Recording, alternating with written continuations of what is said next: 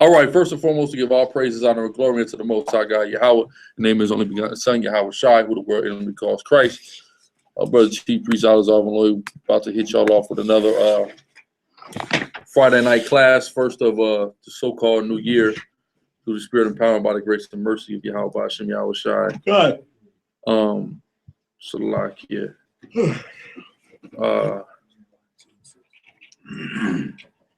Salakia. So yeah, we're gonna deal with a couple things tonight. First and foremost, I know everybody's seen probably by now this madman. There's a madman on YouTube. There's a problem with YouTube. You know, sometimes, you know, you could just, you know, it's just free range. You can't respond to every YouTube. Yeah, that's why you can't respond to every nut on YouTube. I try to tell niggas this. You know what I mean? No, you don't listen to me. You know, more nuts make videos about. I'm supposed to respond to everybody, but it was so outrageous, the claim made in this video. I'm talking about, it was so outrageous, so insane, so incredible. I felt compelled by the spirit and power of Yahweh Bashem Yahweh Shai to respond to this nonsense. All right, I felt compelled. Okay, and it would be this heresy that's came out talking about it's a sin to ejaculate into your wife. Hold on. Ejaculating. This idiot, this was wrong with YouTube. Any nigga that want to can get on YouTube and make a video and teach whatever he wants. Were people believing him and giving heed to him on his comment board? Anybody? Deacon Akkad, do you have any information on that? If anybody was, yeah, he said he's getting calls all the time. He said he's been getting so many calls now. People want to purify themselves and not have sex. So this guy, they want to purify themselves. This individual is teaching that ejaculation is a sin, ejaculating into your wife is a sin, having children through the form of ejaculating into a woman are sins. This is what this guy is teaching. He's teaching this. There's a clinical issue, inflammation that happens. What do we call it on the streets? Who knows what I'm talking about? Blue balls. Blue balls. That's real. If you don't ejaculate, that a serious problem can occur. He's saying that you can have sex with your wife, but not ejaculate. What about what they call the premature ejaculation? How can you be engaged? What if you have a nocturnal emission, or as the Bible calls it, a chance by night? So you mean to tell me that I had a wet dream, so I sinned, but I didn't, it wasn't voluntarily? Just the entire logic of this and his thesis statement is so flawed. Y'all got points? I was gonna so like a captain. I was gonna say, well, it almost seems as though with what he was saying, because he was saying forcibly implanted into your wife. So it's almost like your wife would then have to catch you in a chance by night or in a wet dream to then put it into herself then, because you're unconscious and not. So my thing is, so if I'm having sex with the woman and she's asking me to ejaculate into her, is that a sin now? Right. Because they asked for that. Right. and then in the video, he points to his daughter and says, I know you guys are thinking that, oh, he's the hypocrite because you see this one running around. He says, there's not going to be any more of these running around. And they're not going to be made like this. You see that? He calls his daughter unclean. And I told this nigga last night on the con, you better apologize to his child. That's disgusting and despicable for him to look at his child, a seed of Abraham, Isaac, and Jacob, and to tell her that she's unclean. Go ahead, officer. There's they put a new study out saying if you ejaculate more than, I believe it was like 20 times, you have a less chance of getting prostate cancer. You see that? You making sure you flowing. That's stopping. This nigga wants you to get blue balls, prostate cancer, not have no damn babies. Sound like some kind of damn homo. You can't tell me that doctrine. I said ejaculating into your wife is sin, period. You know who will say that? A nigga that don't understand the laws of God at all. And he's off into some Kabbalah. You know what he's teaching you? He's teaching you Kabbalah. I get you talk to him on in the messenger, Deacon. Yeah. Deacon called me on the phone, reading me the messages with this nigga. I said, this nigga's into the Kabbalah. Soon as he started explaining to me what's going on, I said, that's the Kabbalah. Soon as you start talking about the tree of life has to do with Kundalini and orgasms, you're out of your mind. Give me the book of Ezekiel 30 real quick. Go to the end. Or 31, Salakia. The tree of life, or the tree of knowledge of good and evil, is not the Kundalini. It ain't got nothing to do with no damn chakras. It ain't got nothing to do with no damn orgasm. Anybody teaching you that is basing it upon some black witchcraft, black magic created that the Amalekites propagate, the so-called Jewish man. That has nothing to do with the Bible. It's not in here at all. Where's the Kundalini in the Bible?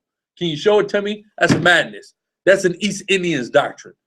They believe in the Kundalini and all type of sexual magic in East India. Well, we are not the people of East India. We are the people of Israel. So we don't believe in that madness, man. So if you could give me that in the book of Ezekiel, like real quick, then we're going to go into it. You said 31 and what, 18? What, like 18, Con? To whom art thou thus like in glory and the greatness among the trees of Eden? Yeah, Salakia, let me take a look at it real quick. This guy's is ridiculous. And it's sad that we even have to deal with some madness on this level. Was it 31? So like Ezekiel 31, and let's go to 18, Con. This is Ezekiel chapter 31, verse 18. Read. To whom art thou thus like in glory and in greatness among the trees of Eden? Yet shalt thou be brought down with the trees of Eden unto the nether parts of the earth. Thou shalt lie in the midst of the uncircumcised. Read on. With them that be slain by the sword. Read on. This is Pharaoh and all his multitude, saith the Most High. So it tells you right there in Ezekiel 30 that the trees of Eden represent nations. So the tree of life and the tree of knowledge of good and evil have absolutely, positively nothing to do with having an orgasm. Well, yeah, because he said, let me stand up. Go ahead, Lon. Come on. He said that the tree of good and evil was having an orgasm because when you have an orgasm, it enlightens you. Because that's what he said. He said, when you have sex, you know, the Bible says, and he knew her, and he knew Eve, his wife, right? So it's then he also said the other trees were different experiences that came with creation. Just so you guys know. It sound like about a nutty nigga to you. Sound like one to me. He's teaching a class with his daughter sitting next to him, who's a little girl, a little toddler, and then he's going to point at her and call. What is wrong with this nigga? Why is she sitting up at the table with you, teaching the class in the first place? These guys, Most High, give me that heaping unto themselves teachers having itching ears. Please, too, real quick, and then we just gonna get into it, because I can't wait to really get into the claims that he made and demonstrate through the spirit and power of Yahweh Shemi Shai how insane this nigga is. Well, how much he just doesn't know the Bible. And he got upset with me because I made a statement towards him. He got upset with me because I said this is why the Levitical priesthood is important, because of things like this. Well, he said we're under the Melchizedekite priesthood now, and first off, that's always been out. The Melchizedekite priesthood is older than the Levitical priesthood, number one. Number two, the Melchizedekite priesthood is dealing with the spiritual temple, not the physical. The physical temple and the physical sacrifices is Levi's portion. And when you're dealing with uncleanness, ceremonially, you're dealing with a Levitical tradition. That was the whole point I was making. So he's not understanding the Levitical traditions and bylaws. He doesn't get it. He's reading it in the Bible and has no idea. He can't rightly divide it. It's like some guys with the mixed fabric thing. You know, you confront somebody on mixed fabric, they don't understand what's going on with the mixed fabrics because they're not really going into the law like they're supposed to. It's simple. You open that tag, it say 60% cotton, 40% polyester. Don't put that mug on. You see what I'm saying? That's off, period. It's not talking about additions you may, if you sew an additional thing onto the garment, that's not a part of that garment. It's not interwoven. If it's interwoven, that's what it is, a mixed fabric. Because people would cheat that way sometimes. You see what I'm saying? Put some cut on it, some silk, you know, with extra polyester. That's a fraud. That piece of clothing you put on, that's a fraudulent piece of clothing. You see what I'm saying? That's the point. People don't get it because they're not understanding the Levitical ordinances. You see what I'm saying? They're not understanding those because we're not subject to them, especially to that degree. We're not subject to all of them, especially with dealing with the temple. You know how we would deal with the temple. We don't have a physical temple. So we're not subject to those ordinances. So niggas is talking about these ordinances that have to do with the physical temple and not even understanding and trying to take it and make it into something else. So we're going to talk about that, but give me that scripture real quick. This is the book of 2 Timothy chapter 4, verse 3. For the time will come when they will not endure sound doctrine. They will not. This dude, he's not enduring sound doctrine. We know the law is a good doctrine. He doesn't endure that. He doesn't understand it. He doesn't know what's going on. He's teaching Kabbalah. He's out of his mind. And any person that follows him is out of their mind. Any nigga that wants to walk around the rest of his life with blue balls is out of his damn mind. God. I remember, I don't want to tell the story too much, man, but I'm going to just tell it like this. I was in high school. It was a time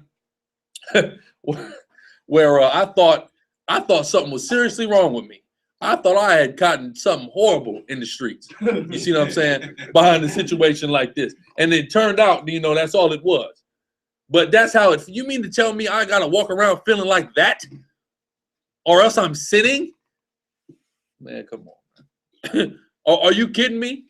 This is a nigga that has no business picking up a Bible and teaching it to anybody. You're not qualified to teach your own kids, man. That's pathetic. Go ahead, finish that. It says, but after their own lust. After their own lust. This is a nigga that just loves pulling out, apparently. You see what I'm saying? He's a nigga that just don't like to finish. So now he's pushing that on all of us. A nigga that wants an excuse not to be fruitful and multiply. Because you ain't going to be no more of these. Go ahead. It says, but after their own lust shall they heap to themselves teachers. They are heaping to themselves teachers after their own lust. They're making the Bible be whatever they want it to be. And they're bringing in additional things that have nothing to do with the Bible, that are contrary to the Bible, in order to further some type of weirdo agenda. And it's sick and it's satanic. Go ahead.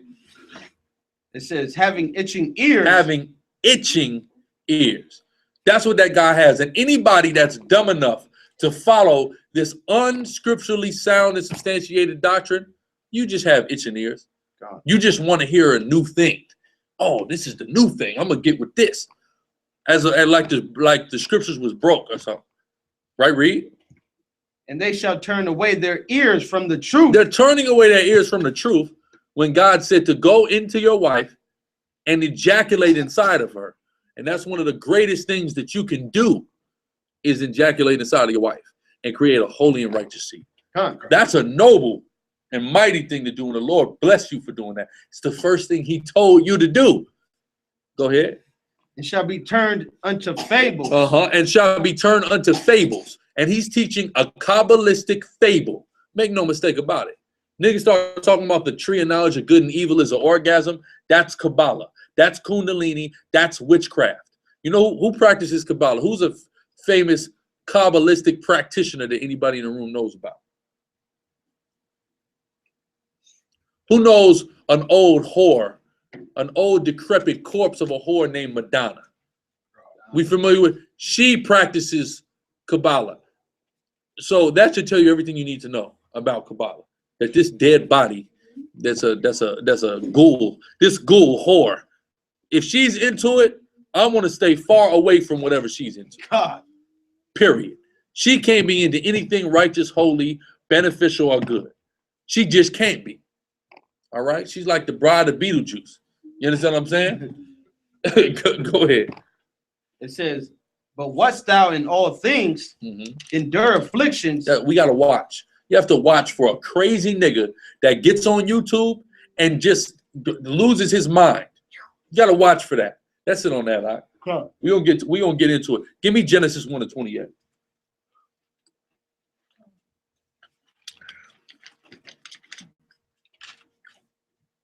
This is the book of Genesis, chapter 1, verse 28.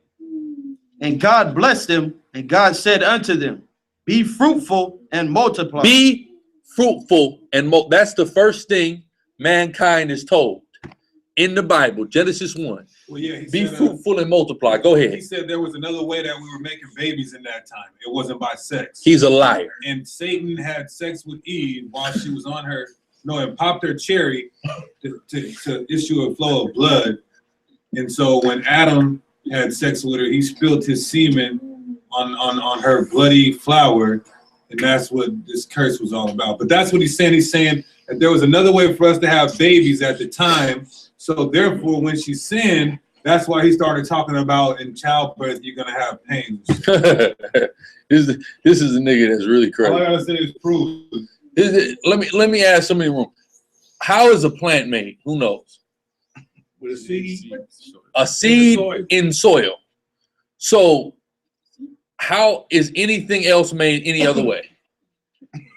Everything in creation is seed going into soil. Cap. And you gotta shove that seed into the soil. You can't just, the seed just don't, hey look, the seed just don't go into the soil. Real quick. Go ahead, the parable that Yahawashi spoke about. You got seed that was sown on good ground, shallow ground, stony ground. Sometimes, I mean, it's a possibility where a seed, you could just drop it. You got a handful of seeds, you drop it, and then people come, they might step on it, and you know what I'm saying, to get down further. Yeah, it's got to be rooted. It's got to be rooted in there. You got to take that. I remember that going, doing botany practices, when you was in school. You got to take that seed on that good soil. You got to shove that thing down into that soil. Talk about it. You know what I'm saying? You got to shove it down in there. That's force. That's force. That's force. Right? Wait. I thought it wasn't force. Thought it wasn't force. So that's cold. I can't even believe they got on the internet and said this. So what is the word husband? It's we shall become what? Husband and wife, right? Husband. What does husband mean? Who knows what a husbandman is? It's dealing with worker. Tilling the ground. The tiller of the ground. So if you are a woman's husband, you till her ground. You plant seeds in her ground. Yeah, and that's why the womb is likened unto fertility. That's why you say, are you fertile? A woman having fertile problems, fertility problems. Babies. Mm-hmm. Talk about it. You see that? So what is this nigga talking about? That's the only way that's ever displayed in the Bible to procreate. The way every creation that the Most High has is procreating. A man plants a seed in a woman, and it goes into an egg, and that egg develops. Every living creature, the plants, all by this same mechanism come into existence. How is we any different than that? For you to tell me that there was a different way, was some type of in vitro fertilization? White man's science and Satanism? Is that it? Because what he's pushing is white man new age nonsense, man. Who's seen what's that movie, Demolition Man? Where she was like, remember they was having a virtual sex? And Stallone was like, man, I'm trying to get that. You know what I mean? She's like, no. Oh no, we can't do that. There's diseases, and so they must have been making baby. This is the white man's agenda. Yeah. For you to stop the black man stop having sex. What he's not been able to stop the black man from doing in 500 years is having sex and making babies. This nigga, he's the new nigga. He's got it for him. Yeah, he's for that. Remember that I told you about that man-made how they making babies now? That's right. So he's for that. He is. He must be, because that's clean. That's clean. That's clean. Apparently, according to this idiot, that's clean. This is a Negro that's just that's just stupid. That's just dumb. Okay. His eye is evil towards the woman that lied to him. Yeah, that's right. He just don't want to have sex with this girl or something. Well, they sound gay to me. It sounds gay to me. I'm just gonna come straight. You sound like a fag pushing this doctrine. That's just what it is. Give me the book of Sirach 15 and 20.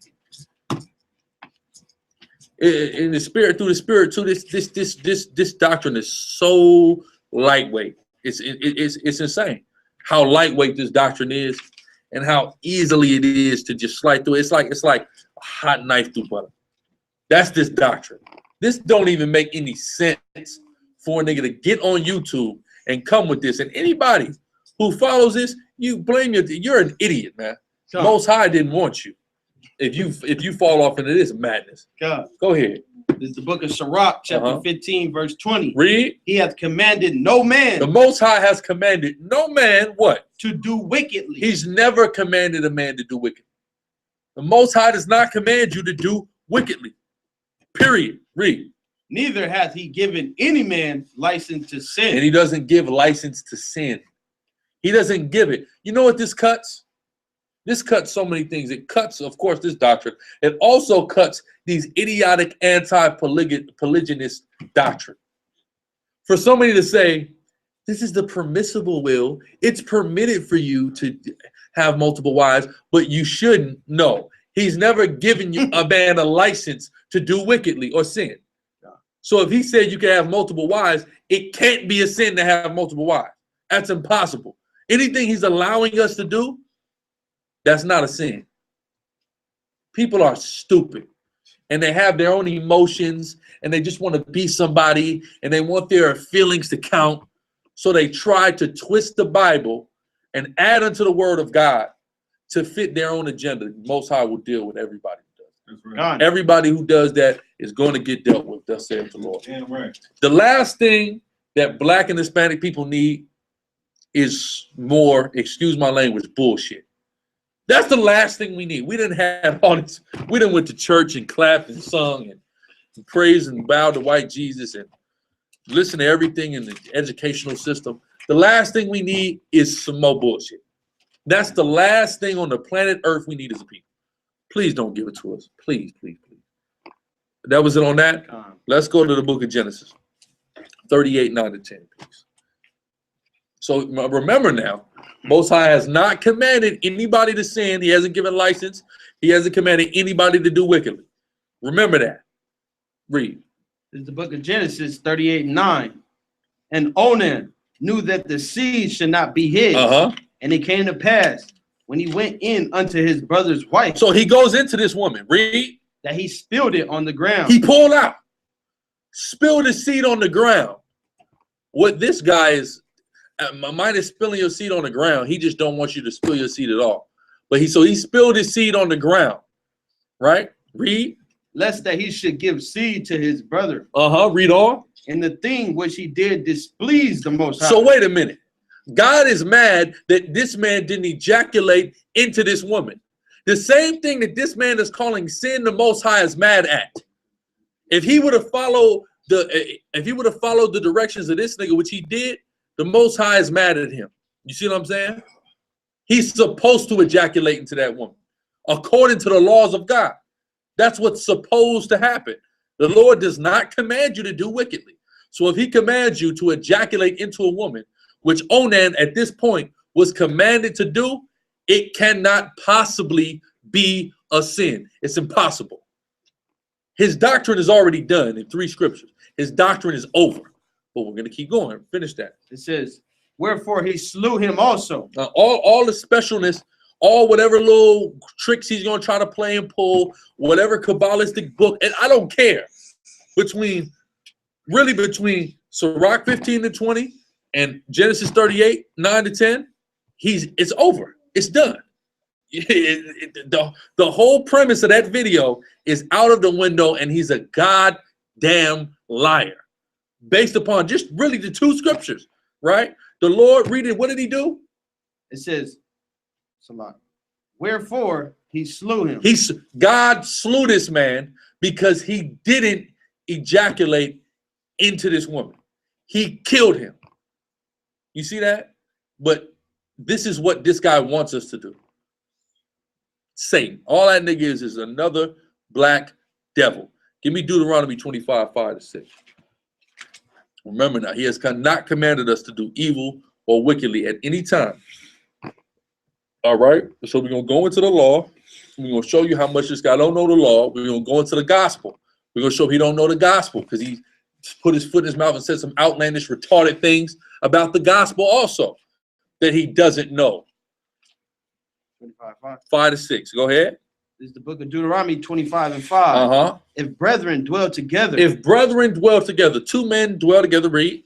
and one of them die, Uh-huh. have no child, Read. the wife of the dead shall not marry without unto a stranger. Uh-huh. Her husband's brother shall go in unto her. Her husband's brother shall. This is a commandment.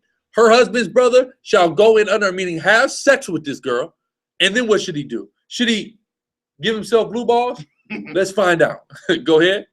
And take her to him to wife, Uh-huh. Keep going. and perform the duty of an husband's brother unto her. Ooh.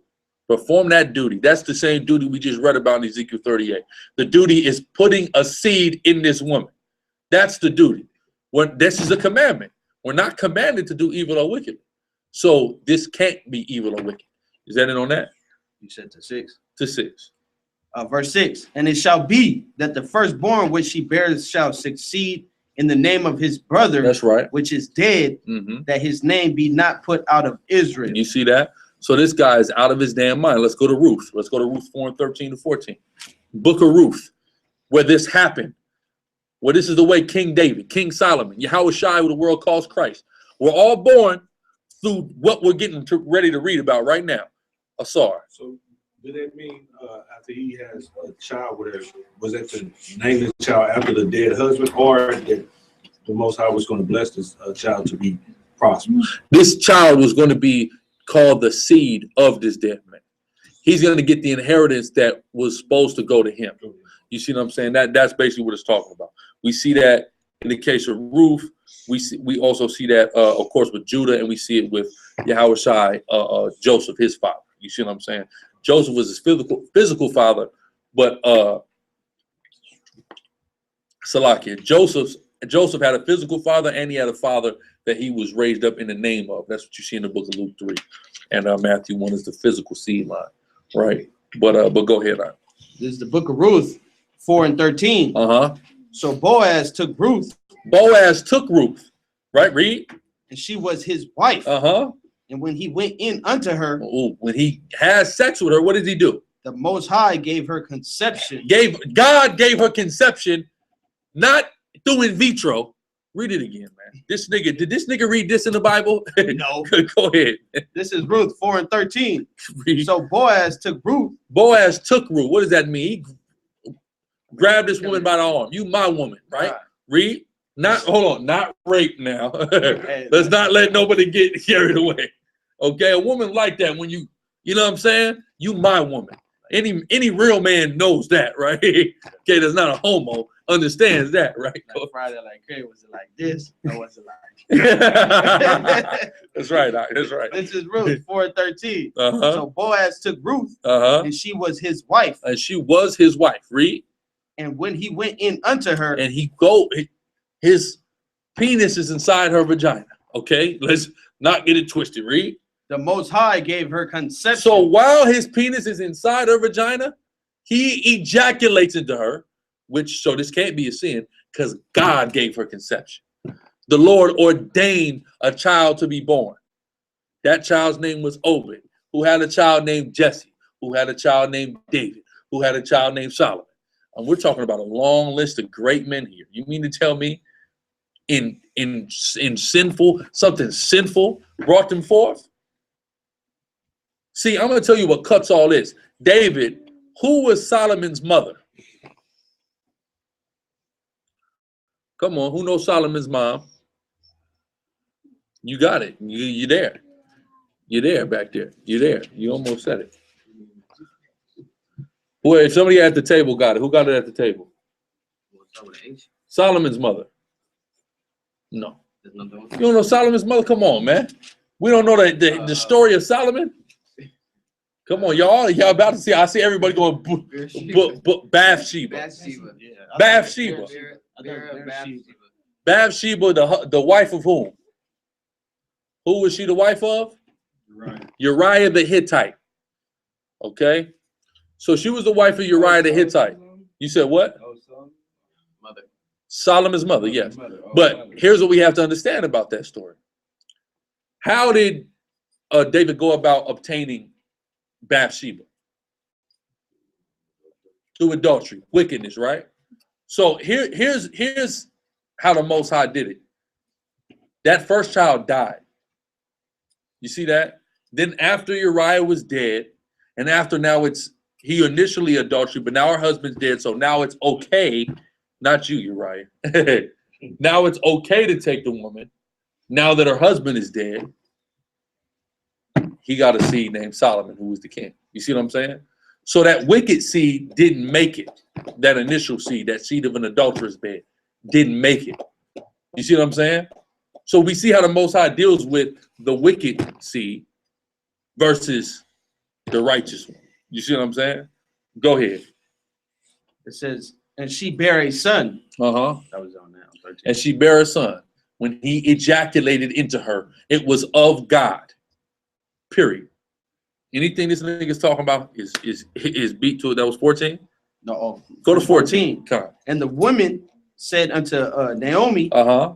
Blessed be the Most High, which hath not left thee this day without a kinsman, that his name may be famous in Israel. Oh, that his name may be famous.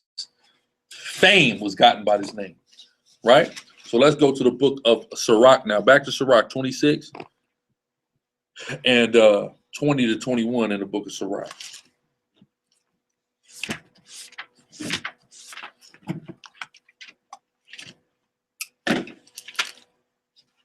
This is Sirach 26 and 20.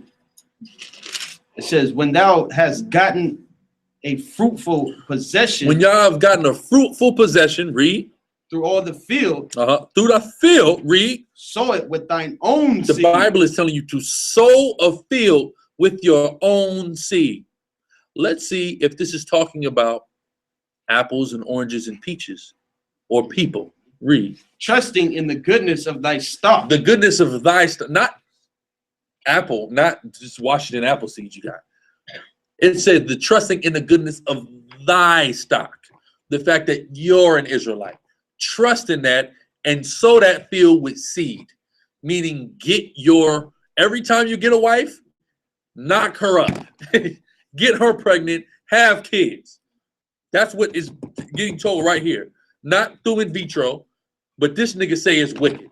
Did he read this in the Bible? Go ahead. It says, so thy race which thou leavest shall be magnified. Shall be magnified. Read. Having the confidence of their good descent. The confidence of their good descent. That they were made by Abraham having sex with Sarah and having Isaac. And Isaac having sex with Rebekah and having Jacob. And Jacob having sex with 4 women and bringing forth the 12 tribes. Good descent. Bayan. Does that mean that every time you have sex with your wife and when you come to nut, you got a nut in her? No, that doesn't mean. Okay.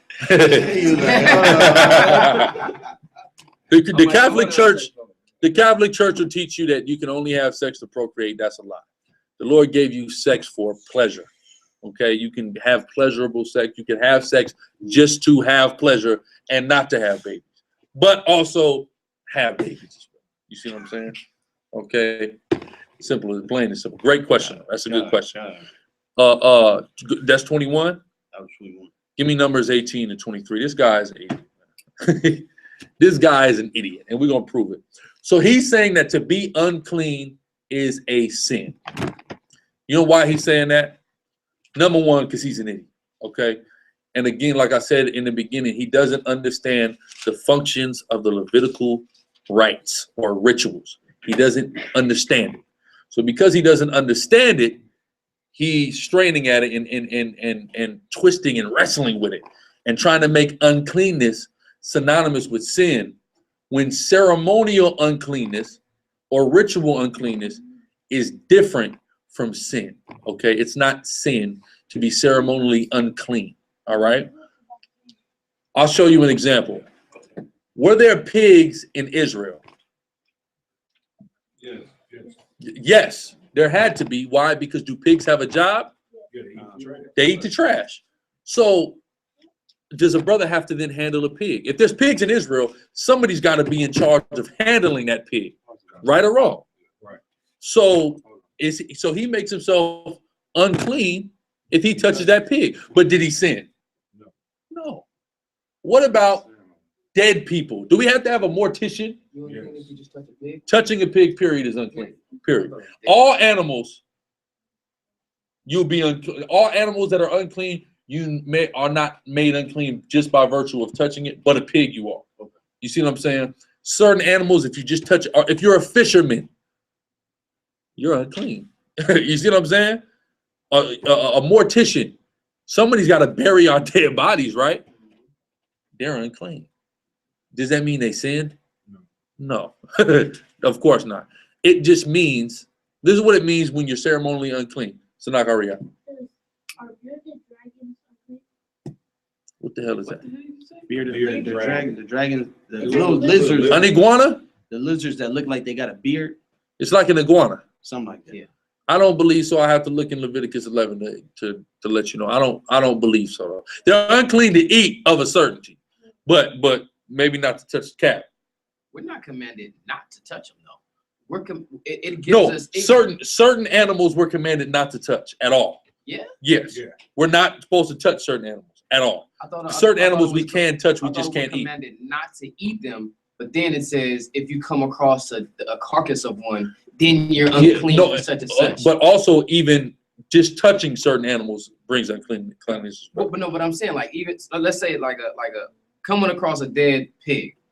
Like, does the scripture say like that? The way that it says, "Thou shalt not eat the swine," because it even though it divided it doesn't say thou shalt not. It doesn't say it just says if you touch it, you're unclean. You're unclean. So exactly. Like, that's not a sin. So that's what it's speaking about. It's not a thou shalt. Yeah. Not to do it. It's just saying if you do, then you are now separated from the congregation. If so, you wanted to bring your sacrifice. If there was a feast, things of that nature. You know what I'm saying? You're not separated. So it wouldn't be a transgression. It's not a transgression. You're not transgressing the law. Sin is transgression of the law. It's not a thou shalt not. So doing so is not transgression. So how do you get clean if you accidentally touch it? Because like in the food service or whatever. Yes, sir. You don't know what's touching what. Yeah, exactly. They touch everything on everything. So if pork touch it, how do you get? You're unclean. You're unclean until the next day, until evening. The next day you'll be clean. You know what I'm saying? Wash your body in water and you'll be clean again. Maracai. How do you know touching pig, you're unclean, and ceremonially unclean? Ceremonially unclean. Start eating. That's a sin now, eating it, because we shouldn't. Thou shalt not eat it. Touching it just makes you unclean. You see what I'm saying? So, and we're going to demonstrate it now here in Numbers 18 and 23. Because these, like the brother said, uncleanliness just means you can't bring your sacrifice to the congregation. You can't go to the temple and go in front of the priest and say, here's this goat, after you just touch a pig, after you just had sex. You're going to have to wait until even. And you can bring it to the even sacrifice, because there's an evening sacrifice, right? But you can't do it during the daytime or in that evening time, from the Hebraic day, from sundown to sundown, if you came in contact with a pig or ejaculate. Simple as that. If you're a Levitical priest and you're executing the priest's office and you ejaculate, you got to wait until the next day to come back to work. I mean, it's just that simple. It's not a sin. The guy's an idiot.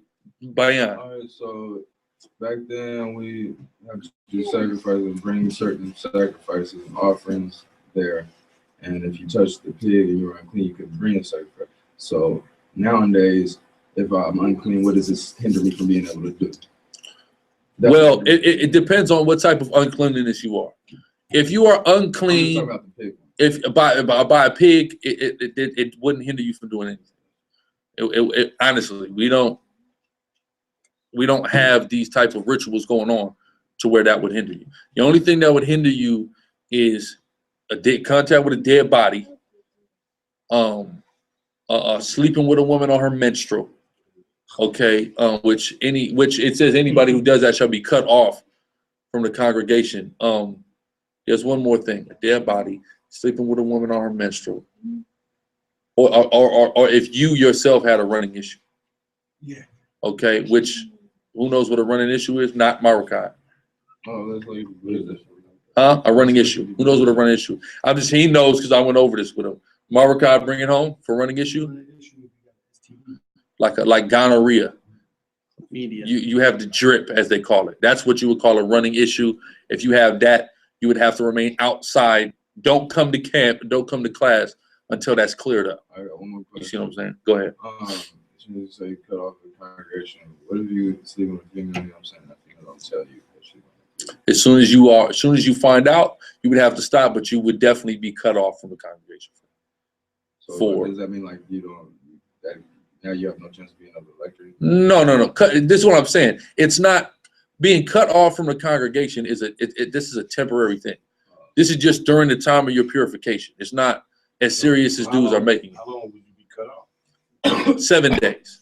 Or if you yourself have a running issue, then it would be So until it's basically, done. So basically, like you have to explain to your lady when she comes off, hey, you got to make sure that you all the way off. Like if today's your last day, I'm gonna wait 3 or 4 more days before you know. Yeah, because even in the case with a woman, she has to wait a week until she, like the way it worked for a woman is usually she would have a woman has a period about 7 days. Before she could come to the congregation, she would have to wait another 7 days to even come. You see what I'm saying?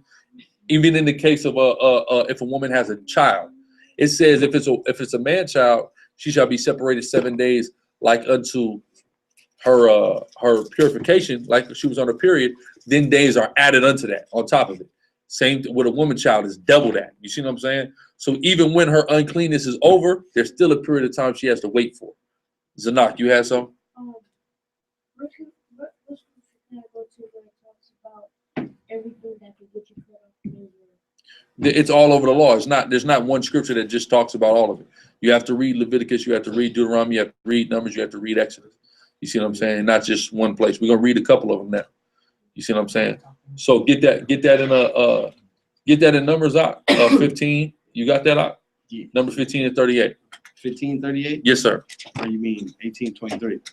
1823, Salaki. That's I don't know what I'm thinking about 15 and 38. Go ahead. This is Numbers 18 and 23. But the Levites shall do the service of the tabernacle of the congregation. So, number one, this is what it's all about. The uncleanness is all about the service of the tabernacle of the congregation. Read. And they shall bear their iniquity. It shall be a statute forever throughout your generations, that among the children of Israel they have no inheritance. So this is what the Levites do. It's all about the tabernacle. All right. So now let's go to Leviticus 15 and 16. Read 16 to 19 in Leviticus 15.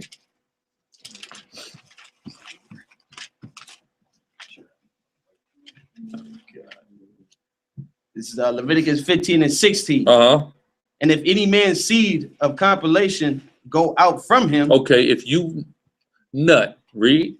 Then he shall wash all his flesh in water. Then take a shower, read. And be unclean until the evening. And you're unclean until, meaning don't bring a sacrifice to the tabernacle until the next day.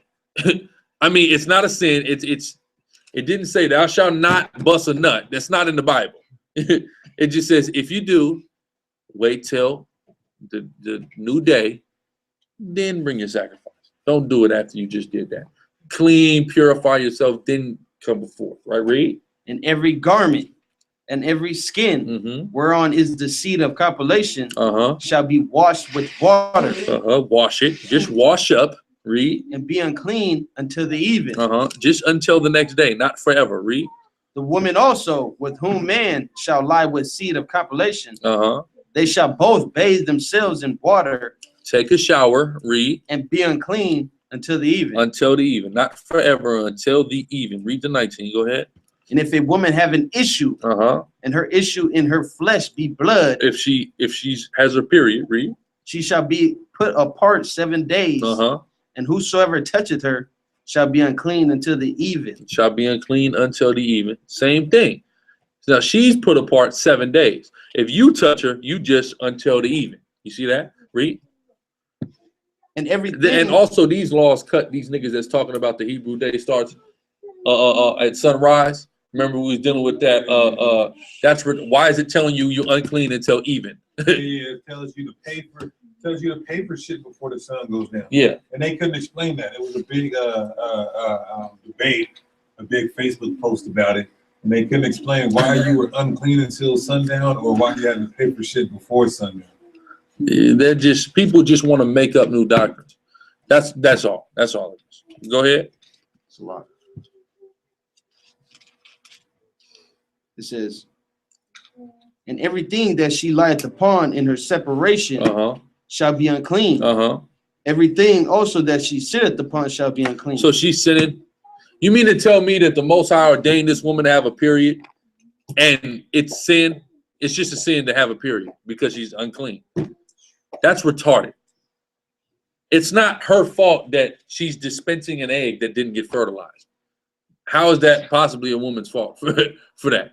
That's stupid, right? So read. And whosoever toucheth her bed shall wash his clothes. And all right, read. And bathe himself in water and be unclean until the even. And whosoever toucheth anything that she sat upon shall wash his clothes and bathe himself in water and be unclean until the even. I mean, it's simple. You just take a shower and, come back tomorrow. Okay, that's it on that. Yeah, that's it. Let's go to Leviticus 21. Read 21, 1 to 3. Byron. Leviticus 21, read 1 to 3.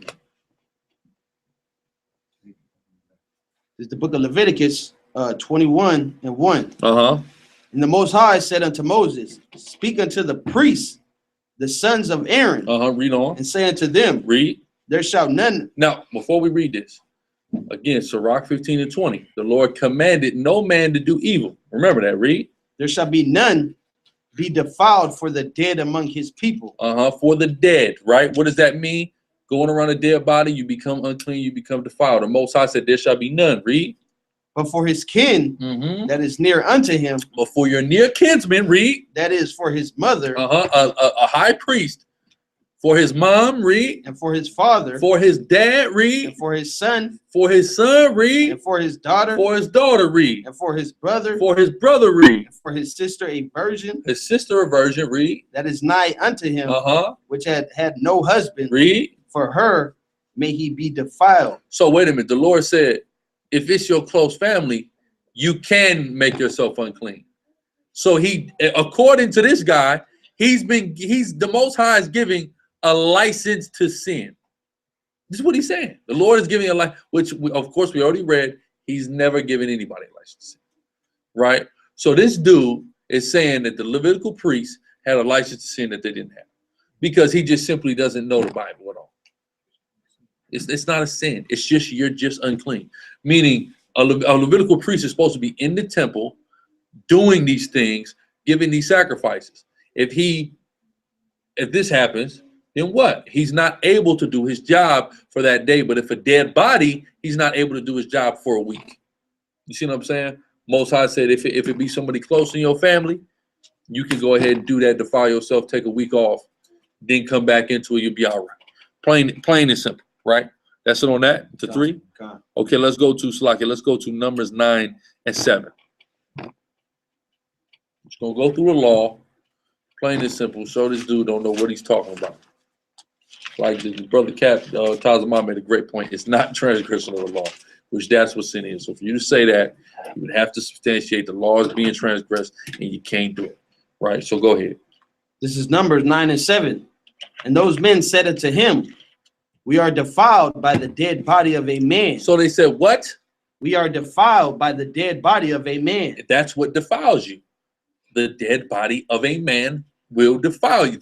That is what was being talked about in Leviticus 21. The dead body of somebody. That renders you ceremonially unclean. So read that. It says, wherefore are we kept back, that we may not offer an offering unto the Most High. That's all. See that? And so just so if there's ever any confusion about what it means to be unclean, he says, we are defiled. That's why we can't offer an offering to the Lord, because we are defiled. That's plain and simple. That's all it's talking about. Read it again.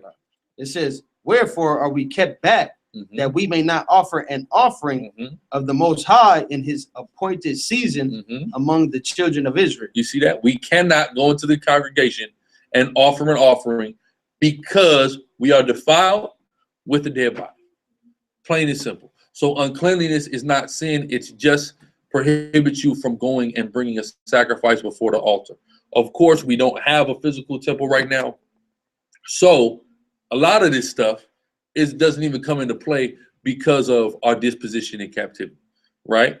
Let's keep going. Let's go to Leviticus 12 now. Let's go to Leviticus 12 and 1 to 4. And we're going to show you how dumb this dude is. It's the book of Leviticus 12 and 1. It says, and the Most High spake unto Moses, saying, speak unto the children of Israel, saying, if a woman have conceived seed. So woman have conceived seed, meaning a man ejaculated into this woman and fertilized her egg, read. And born a man child. And had a man, read. Then she shall be unclean 7 days. She's unclean. 7 days, read. According to the days of the separation. For her infirmity shall she be unclean. Read on. And in the 8th day. She's unclean. A woman have a baby, she's unclean. So by his logic now, it's a sin to have a baby, which he basically said, right? But we're going to follow that same line of logic real quick. Read. It says, and in the 8th day, the flesh of his foreskin shall be circumcised. Go ahead. And she shall then continue in the blood of her purifying 3 and 30 days. She shall touch no hollow thing. You see that? No hollow thing. Didn't say she shall touch anything. She shall touch no hollow thing. What is a hollow thing? Holy, but what would be a hollow thing?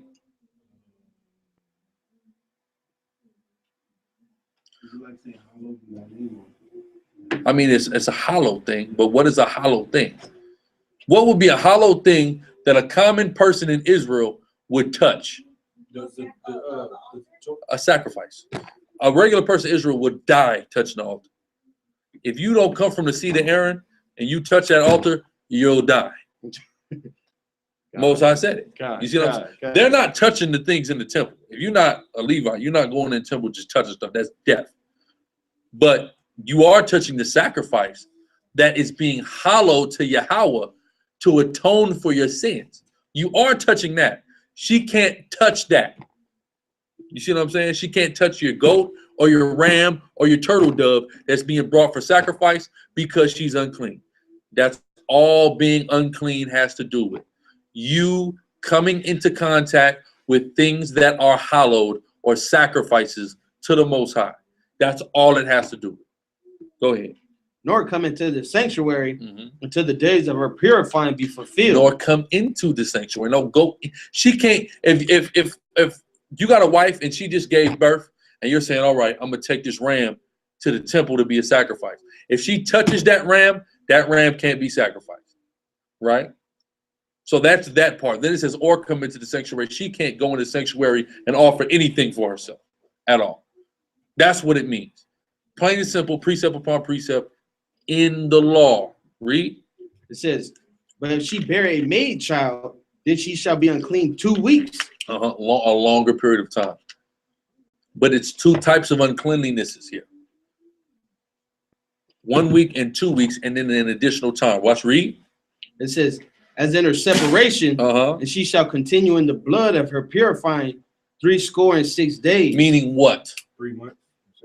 66 days. That's 66 days. So yeah, about 2 months. 2 months, about 6 weeks. 2 months and 6 days. But there's 2 different types of separations. There's the initial separation, like it's her period, and then there's the separation after that, right?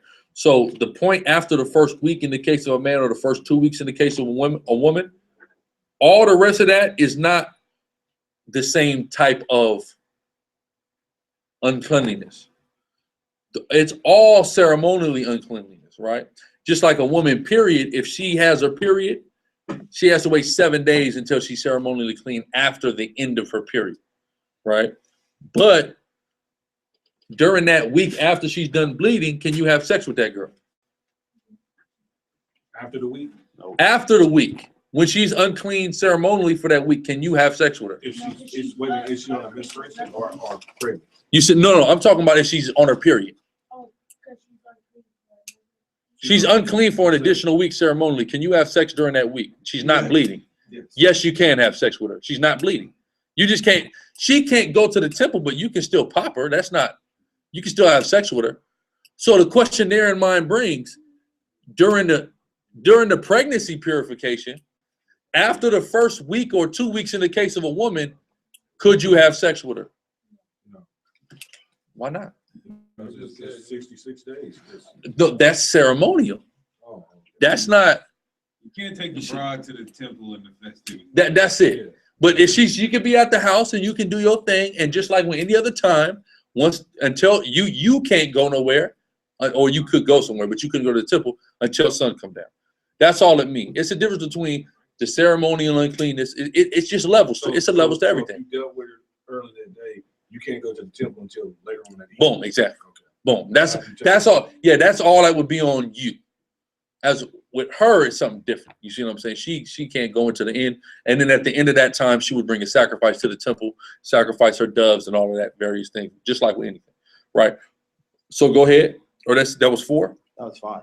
Okay, let's go to Luke now, 2:22-24. So now, he made a statement on this brother's comment board on Facebook and said that Yahushua was never ceremonially unclean.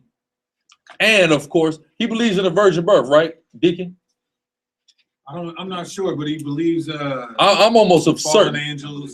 Angels can have sex. I most likely believe that. I don't know it of a certainty, but I believe that this it works with his premise.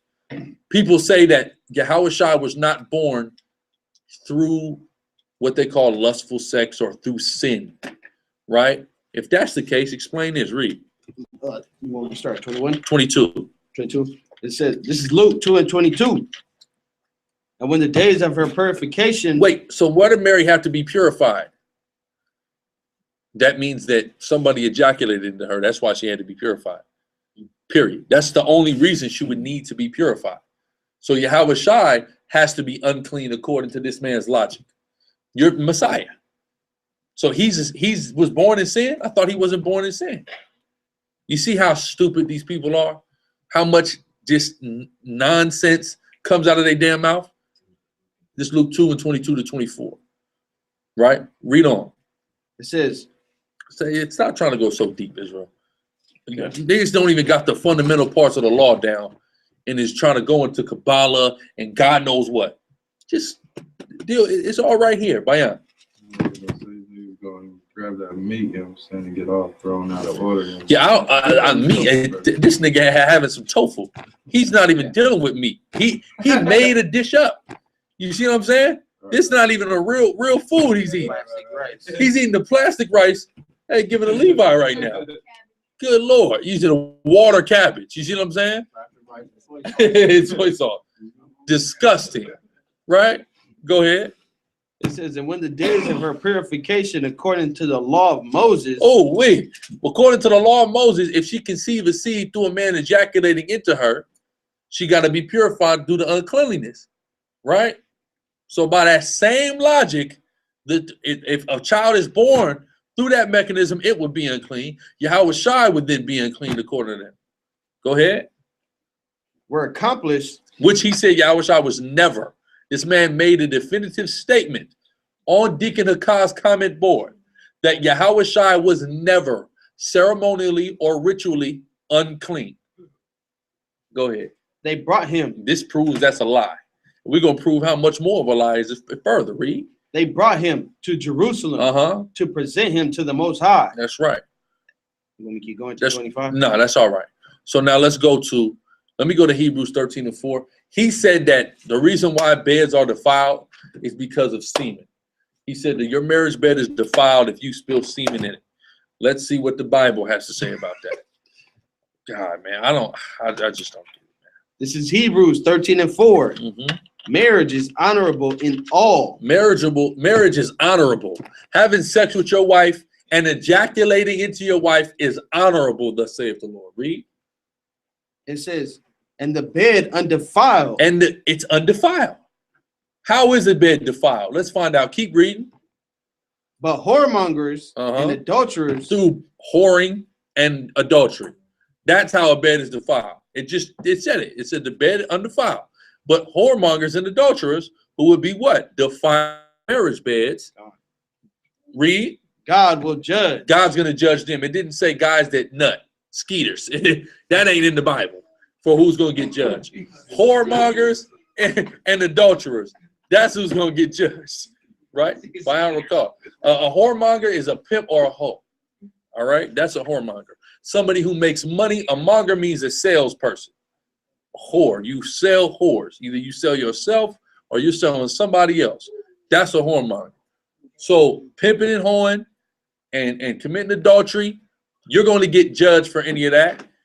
But having sex with your wife, that's a beautiful thing, and it's ordained by God, and it's not defiled. So again, the Bible is proving him a lie. Now give me 1 John 3:9. We're going to go to another one of the premises of this evil, scripturally retarded nigga. All right, we're going to go into some more of his premise, his false premise and pretense that he did his whole video off of. The book of 1 John, chapter 3, verse 9. Whosoever is born of God. That's what he said. Now listen, y'all listen close. Now read. Doeth not commit sin. You don't commit sin if you're born of God, man. Read. For his seed remaineth in him. You see, his seed remaineth, meaning he don't nut. His seed remaineth in him. Read. And he cannot sin. He cannot sin because man, you got blue balls, brother. You can't sin with blue balls. The priestly color. Blue is blue. So you're now a priest. The priest in your testicle to testify. Gird up thy loins. Gird up your loins, brother. This is the type of man this niggas is teaching, right? So now watch, finish that. I'm gonna show you. Now it sounds good, right? His seed is in him. He doesn't sin because he's got blue balls, right? Go ahead. Because he is born of God. Go ahead, finish 9. That was on 9. Give me Galatians 3:16. Let's see what it means your seed is in him. His seed is in him. Let's see what that means. I read this, I said, oh, this nigga, he got something, huh? I can't wait to go. I'm sitting up last night, I couldn't wait to get here tonight and do this damn video. I said, this nigga think he got it down packed, huh? Most High gonna knock the wind out of that nigga's sails. Yeah. Go ahead. Galatians 3:16. Now to Abraham and his seed. And to Abraham and his seed, read. Where the promise is made. Why would it be made to the unclean seed? Read. He said not into seeds as of many. Read on. But as of one. As of one, read. Into thy seed. Read. Which is Christ. Thy seed is Christ. So when it says and Christ in him, it's meaning Christ is abiding in you. You cannot sin because Christ abides in you. That's what it means when it says his seed, meaning God's seed is in him. Yahweh Shai abideth in you. That's what that means. That don't mean you have blue balls, okay? Don't let this nigga trick you off the streets. Read it one more time. This is Galatians 3:16. Now to Abraham and his seed where the promise is made. Read. He said not into seeds as of many, but as of one. As of one, read. And to thy seed, which is Christ. Which is Christ. The seed is Christ. So his seed in him is Yahweh Shai abiding in you. Okay, that's all that means. Let's now go to Mark 5:25. He said Yahweh Shai was never ceremonial or ritually unclean. We already disproved that with Luke 2. We're going to further prove it. You know what he might say? Well, that was before the age of accountability. He was a kid. All right, well, that's fine. Let's see when he's a grown man, after he's been baptized, ministering and teaching in the streets. Let's see if Yahweh Shai was ever ceremonially unclean. Let's find out. This Go is ahead. Mark 5:25. And a certain woman which had an issue of blood 12 years. Read it 28, read. And had suffered many things of many physicians. Many physicians, read. And had spent all that she had and was nothing better, but rather grew worse. When she had heard of Jesus, Yahweh Shai came in the press behind and touched his garment. For she said, if I may touch but his clothes, I shall be whole. Right. If I but touch but his clothes, I shall be whole. She says, read. It says, and straightway the fountain of her blood was dried up. So wait a minute. She touched his clothes. This woman who was blood was running, right? Touched his clothes. Read. And she felt in her body that she was healed of that plague. Where you at? 28? 29. Let's go to Leviticus 15 and 19. So she touched his garment, bleeding, right? See what the Bible said.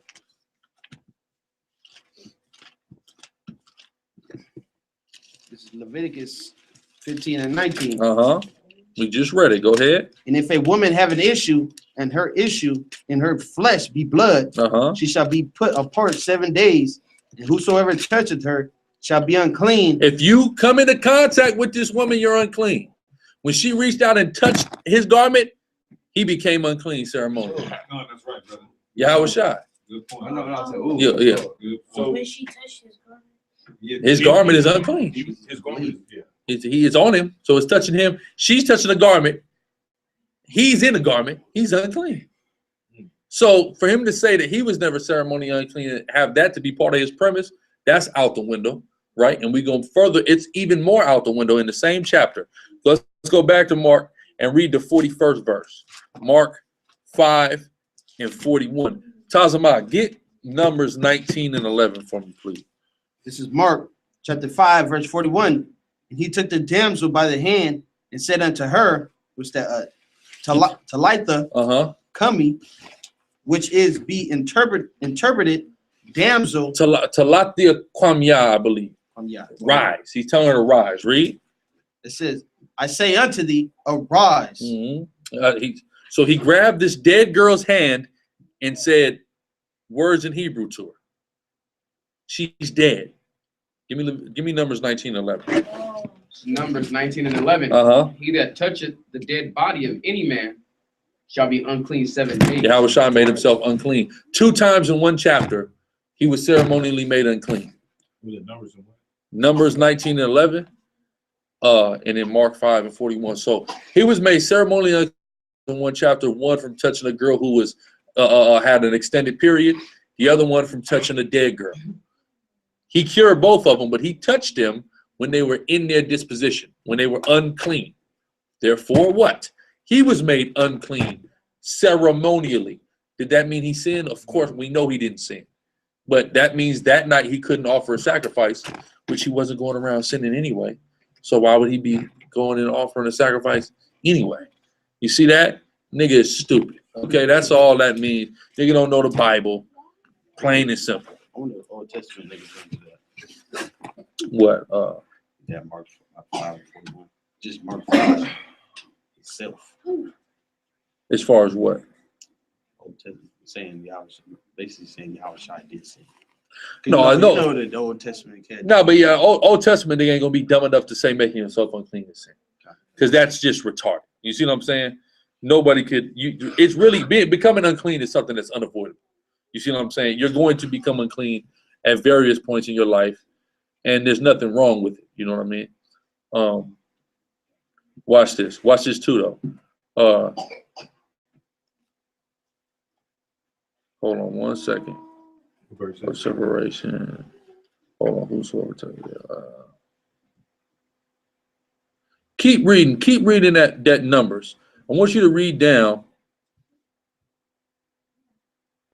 all the way to 15. All the way to 15. Because let's see if they play a game. Right? Keep reading. In 19. Tazama. Read all the way back. Start back at 12 in Numbers 19 and read all the way down to 15 in case a game gets played. Start at 12. Start at 12.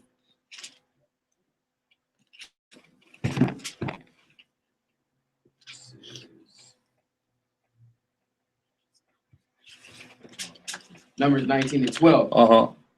He that purifieth himself with it on the 3rd day, and on the 7th day he shall be clean. But if he purify not himself, the 3rd day, then the 7th day he shall not be clean. Whosoever toucheth the dead body of any man that is dead, and purify not himself, defileth the tabernacle of the Lord. It's all about the tabernacle or the temple. That's what it's all about. Again, emphasizing that point. Read on. And that's, Go ahead, Art. Go ahead. it says, and that soul shall be cut off from Israel, because the water of separation was not sprinkled upon him.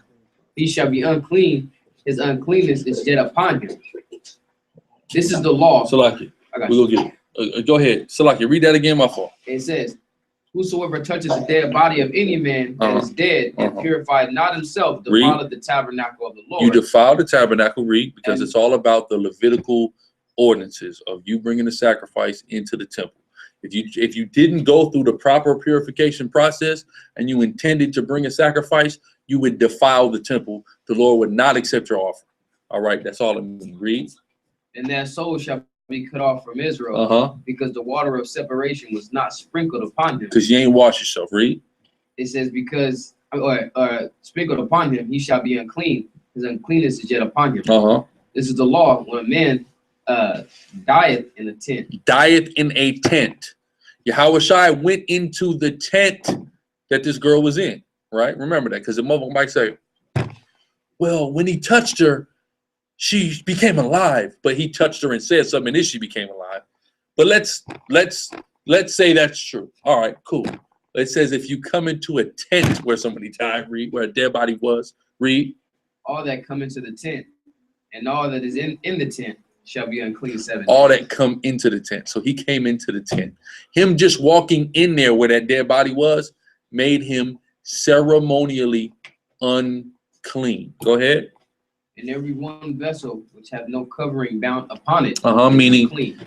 Meaning, if you got the water open like that, this water is unclean. Throw it out. But if it's shut, it's good water. Drink it, right? Read. And whosoever toucheth one that is slain with a sword in open fields, or a dead body. That's 15? This is 16. That's it. That's all I need. Okay, bring that to me, please. Zanat. So, does that mean, like, if somebody, get, like, so if somebody, like, dies right in front of you, you're unclean? Yeah. So just walking into a funeral, just walking into the room, you're unclean. Wow. To the brother Stavorius, and again, the whole point of this has to do with the functions of the Levitical priesthood and the physical temple and tabernacle. Okay, so this is not in application to classroom settings. The only thing you may be able to apply it to would be high holy days. But even in the case of high holy days, when we see in numbers, even if you're defiled by a dead body on Passover, you still will come to pass. You still can come to Passover defiled because of how important Passover is to keep. So this is not something that is in application to. We don't have a temple. We're not burning sacrifices. So this is not applicable in these instances now. You see what I'm saying? But go ahead. Zanag, you answer this question, Cap? Okay, Salakia. Asar. So what was the question? So if somebody just dies right in front of you, you're unclean? Mm-hmm. Yep. If somebody dies in front of a Nazarite, you got to cut his hair. You see what I'm saying? Got to go. You see what I'm saying? Even if it's totally out of your control. You know, if you were at war, when we would go out to war, brothers would. That's why a lot of them was at the outside of the city. When you read about with David and the whole situation with Uriah, they was like outside of the city. You see what I'm saying? Killing so many people, they had to, go through a purification process. You see what I'm saying? Do you have to cut off the Nazarite's beard too? No, the hair of his head. Okay. Boom. You see what I'm saying? The hair of his head, not all his hair. He's looking at you. You said what? You have to shave your head. If somebody dropped dead right now, I have to shave this whole head gone, and I'd have to restart the vow. You said what? To the meat? To the meat. Ball. Okay. Hey. Book of Eli. Book of Eli. Right. So any questions in the chat regarding this before we move on? I may have missed some type of wacky point. Yeah, somebody just said it. Sex on the Shabbat Is off. Don't do your pleasure on the Shabbat, which is getting what's more pleasurable than that? Don't do that. Go to sleep. Rest. Go to sleep. Last Shabbat, I only slept the whole Shabbat no more. Drink some cognac. Go to bed. That's right. What other questions we got, Captain? Anything else? I was on somebody asked, what does it take to be in the SICARRI? Czar told him 12-week course. Yeah, what it takes, 12 weeks? what is it? What it takes to be in SICARRI is Yeah, he was tripping. a heart of stone. Okay, understanding power.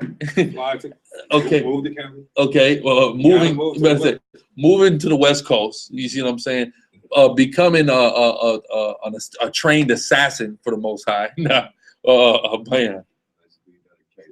Dedication. Just like to be a minister, man. It's got to be dedication. Without dedication, there's no. Well, who got that? Was a Lil Wayne mixtape. You know what I'm saying? You got to and for anybody, because there's rumors I've heard of individuals going on the internet talking about they used to be in the SICARRI, some nigga in West Bumble, whatever they're from. If you didn't stand on Fairmont and Whitman or 4th and Pine in Seattle, you were not from the SICARRI like that. You're just not. you weren't from it. Yeah, you weren't in it. Don't be like Soldier Boy. Yeah, all right. You weren't in it. You don't get to say you're from the SICARRI and just pop up over here and make a video and push you off. Yeah, that's right. It's your phone. Okay, which we're gonna talk about him tonight too. Okay, that insanity. What else we got? What else we got going on? That was pretty much it. That's pretty much it. Okay, we're gonna move to another topic. Give me Genesis 24:67. We're gonna move on to the topic of is sex marriage. You have a lot of guys going around saying that you got to go get a piece of paper for you to be married. That's not in the Bible. Okay. Does that mean that people in the Bible did not at times have pieces of paper that was covenants and say they're married? Of course, that happened. Let's not get that twisted. But it's not a commandment in the law. That's not in the law. It doesn't say you have to do that anywhere in the law. And a lot of people will run to this and go get this because of the black woman being so American. Meaning because their woman feels like their marriage is not legitimized without the white man giving them a certificate, they have played into the same way they teach against polygamy. The same way. It's no different. It's because they are afraid of the black woman that's walking around with their testicles in her coach bag. This is what's going on. This is what they're afraid of. Okay, we here at the SICARRI are not afraid of that, and no woman is walking around with our testicles anywhere. All right, we let them hang here. Right. You know what I was thinking earlier when Bayan asked me a question about that woman at the well, how she had all them husbands. She wasn't going around Israel getting married literally. She was going around Israel fucking. Yeah, just having sex. Proving that the sex is the marriage. That's right. That's right. Excuse my language.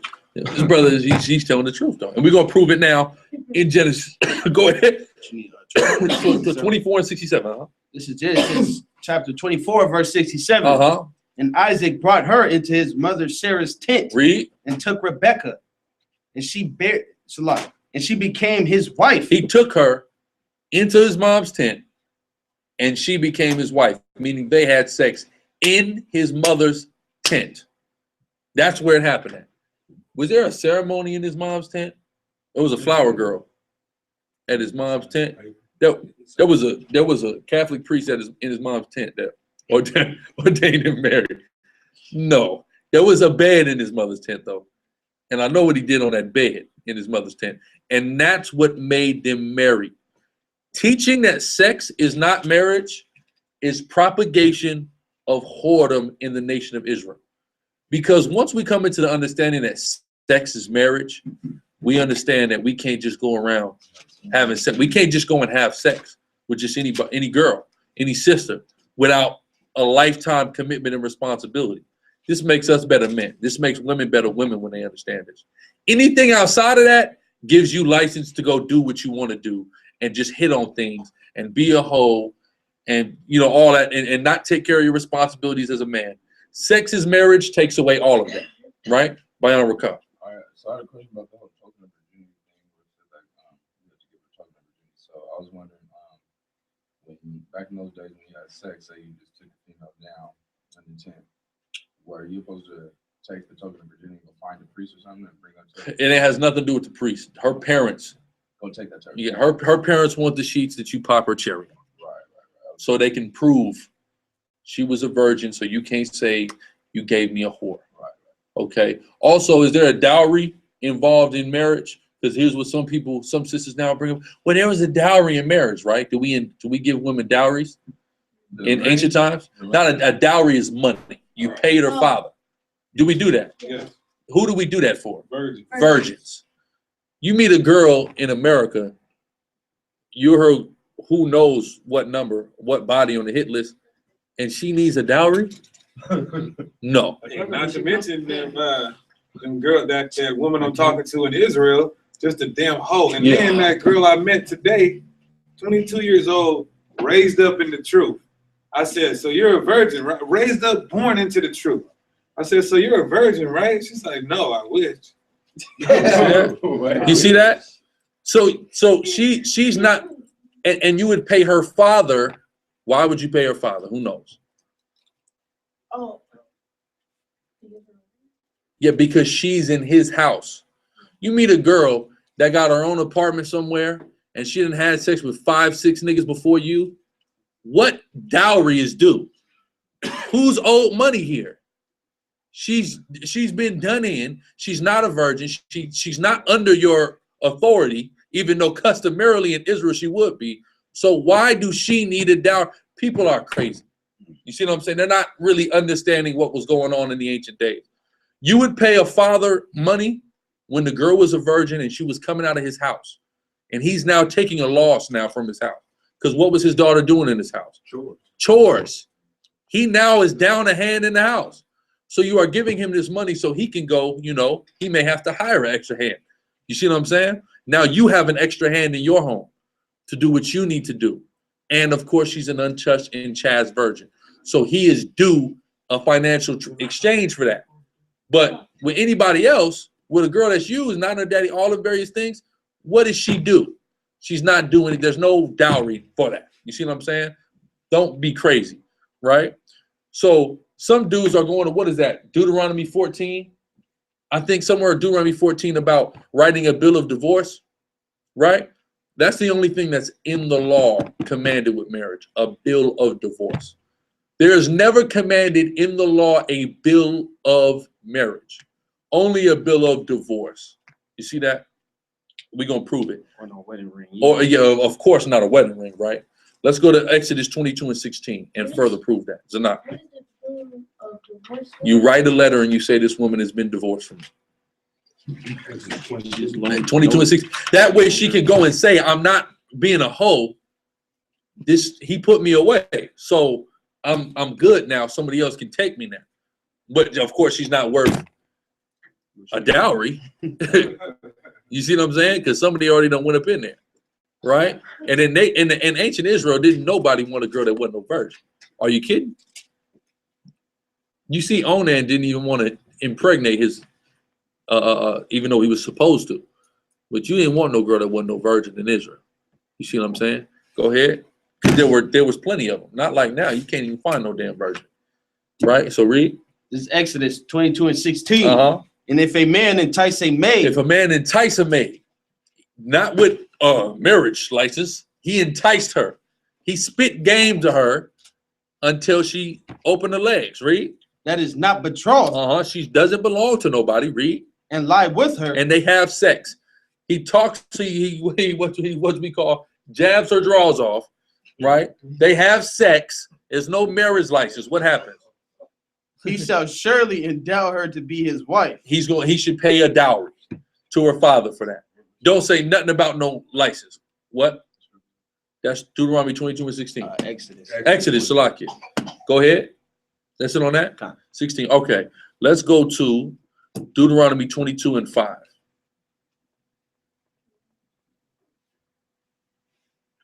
Yes, sir. What's Deuteronomy 22:5? That's Salakia. I think I've got it. I might be 25:5. I'm thinking about. Salakia. Let me see. Deuteronomy 25:5.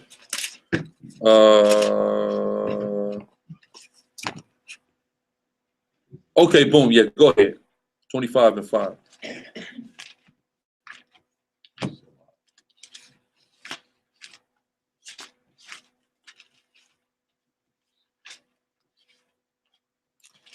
This is Deuteronomy 25:5. It says, if brethren dwell together, let me read that one. You just read that one. Salakia, we just read that one earlier. I want to see if it's the one I wanted. 21. No. It might just it's probably this. That might be later though.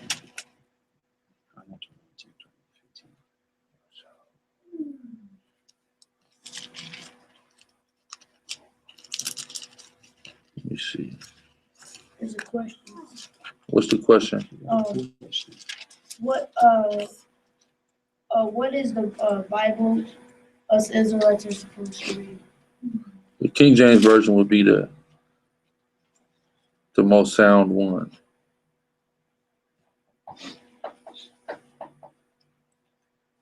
Con. It is 5, 22 and 5. Read it again. There's a point I want to emphasize. Salaki, go ahead.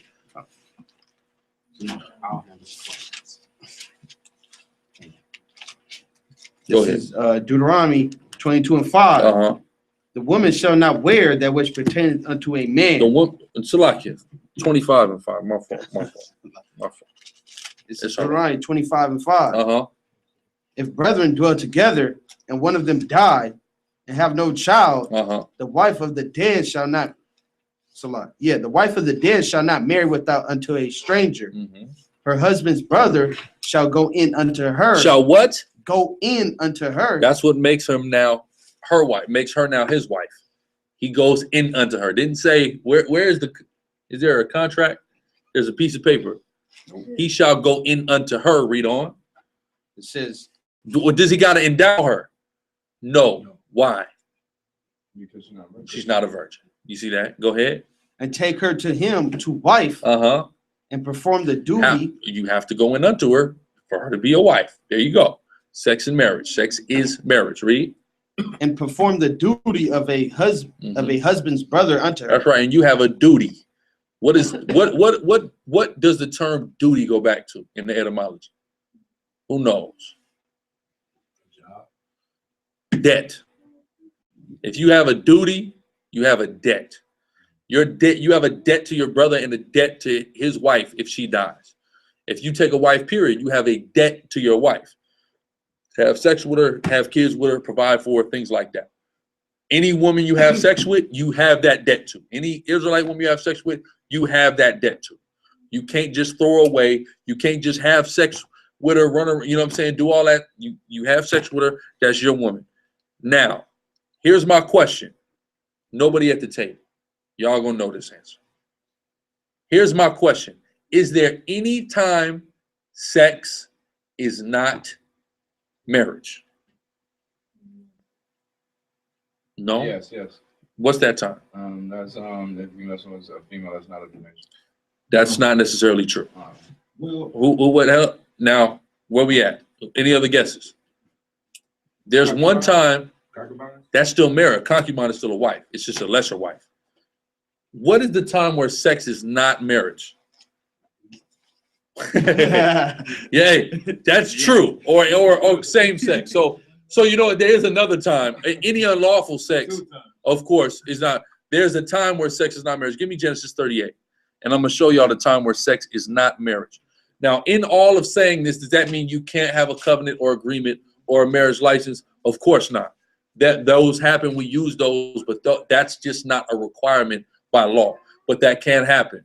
For example, let's say you're a father, you have a daughter, you're arranging her marriage with another brother. You say, okay, you're gonna give me such and such and such, and this and this and that is gonna happen. You see what I'm saying? That those are covenants that can be made, but they just don't have to be made, which is why Exodus 22 and 16 exists. Exodus 22 and 16 exists because if you go behind the father's back and get her to have sex with you, she's yours, and you pay the minimum dowry fee, which is, of course, would be 50 shekels. You see what I'm saying? You didn't have to negotiate any terms with him. You got her to get with you. You see what I'm saying? But let's go to Genesis 38 and read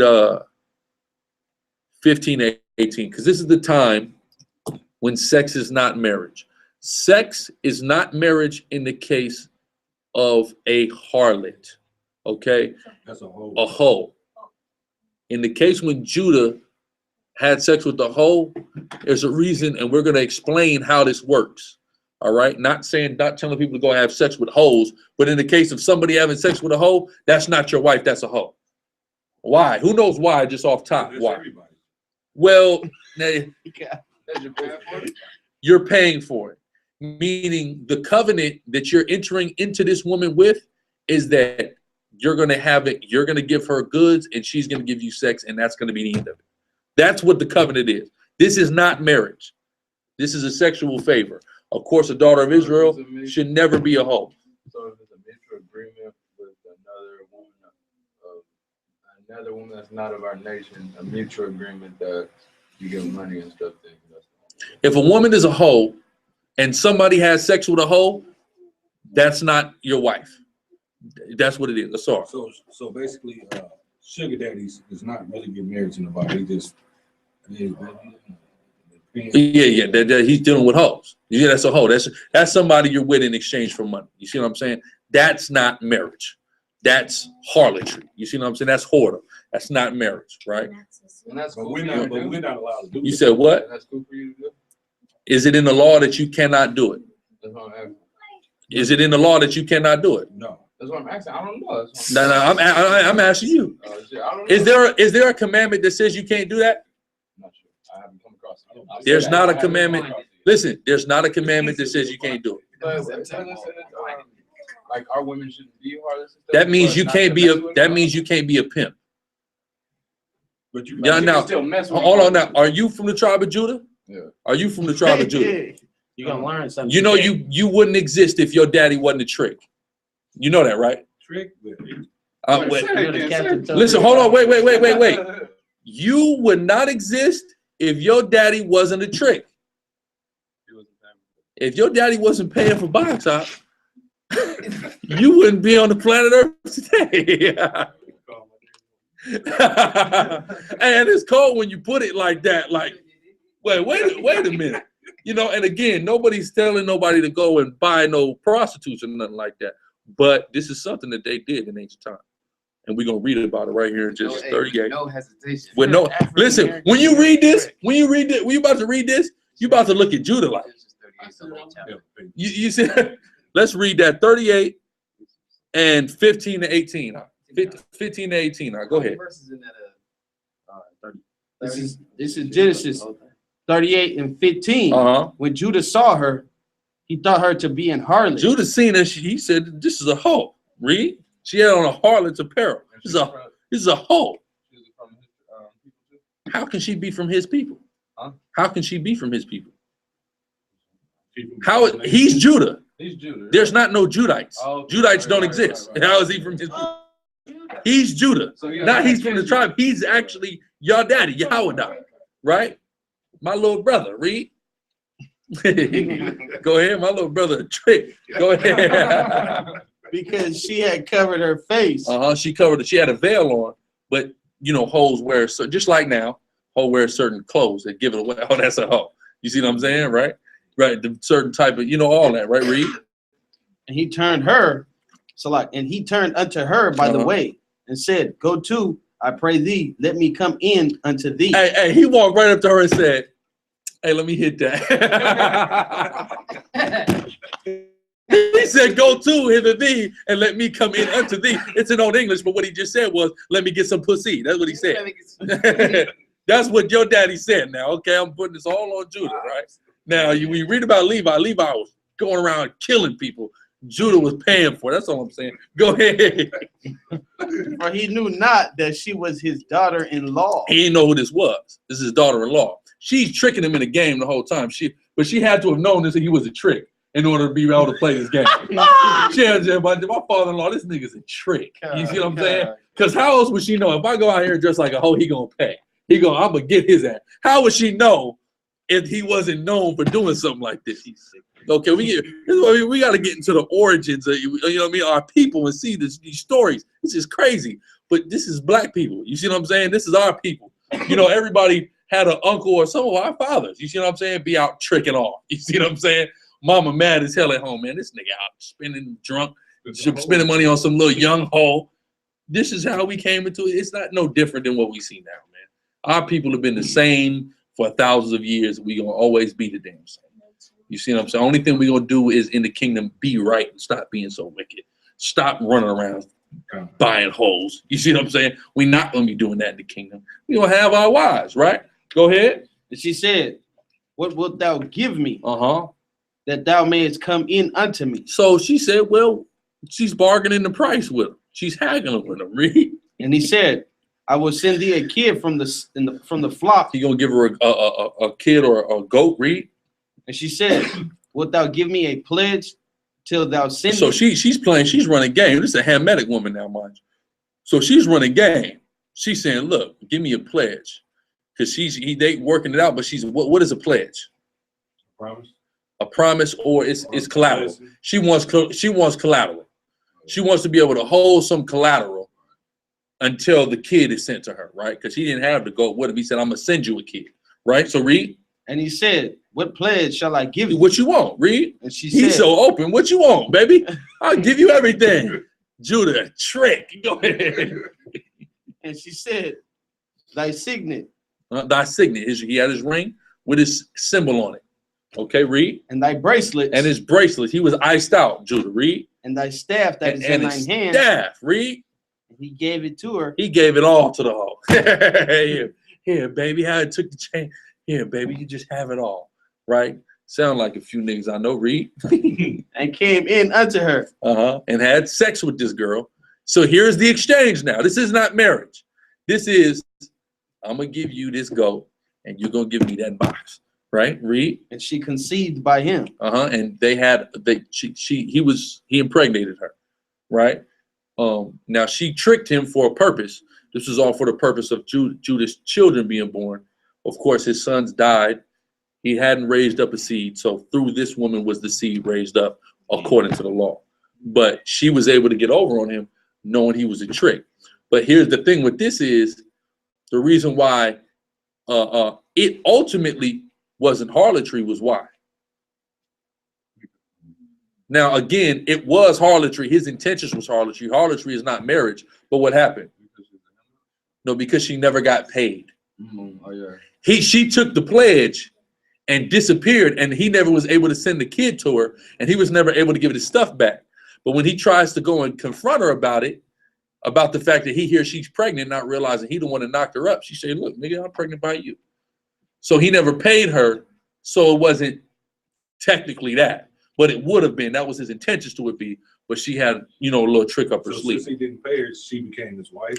Yes, she was. But according to law, she was supposed to be somebody's wife. But what had happened was, as Judah's son had got old, he didn't give his son to her.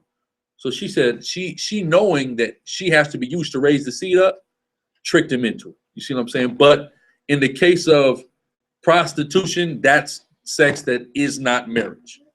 You see what I'm saying? That's not marriage if it's prostitution.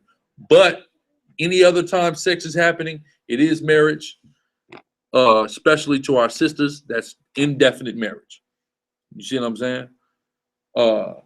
That's it on that. So now let's move on here.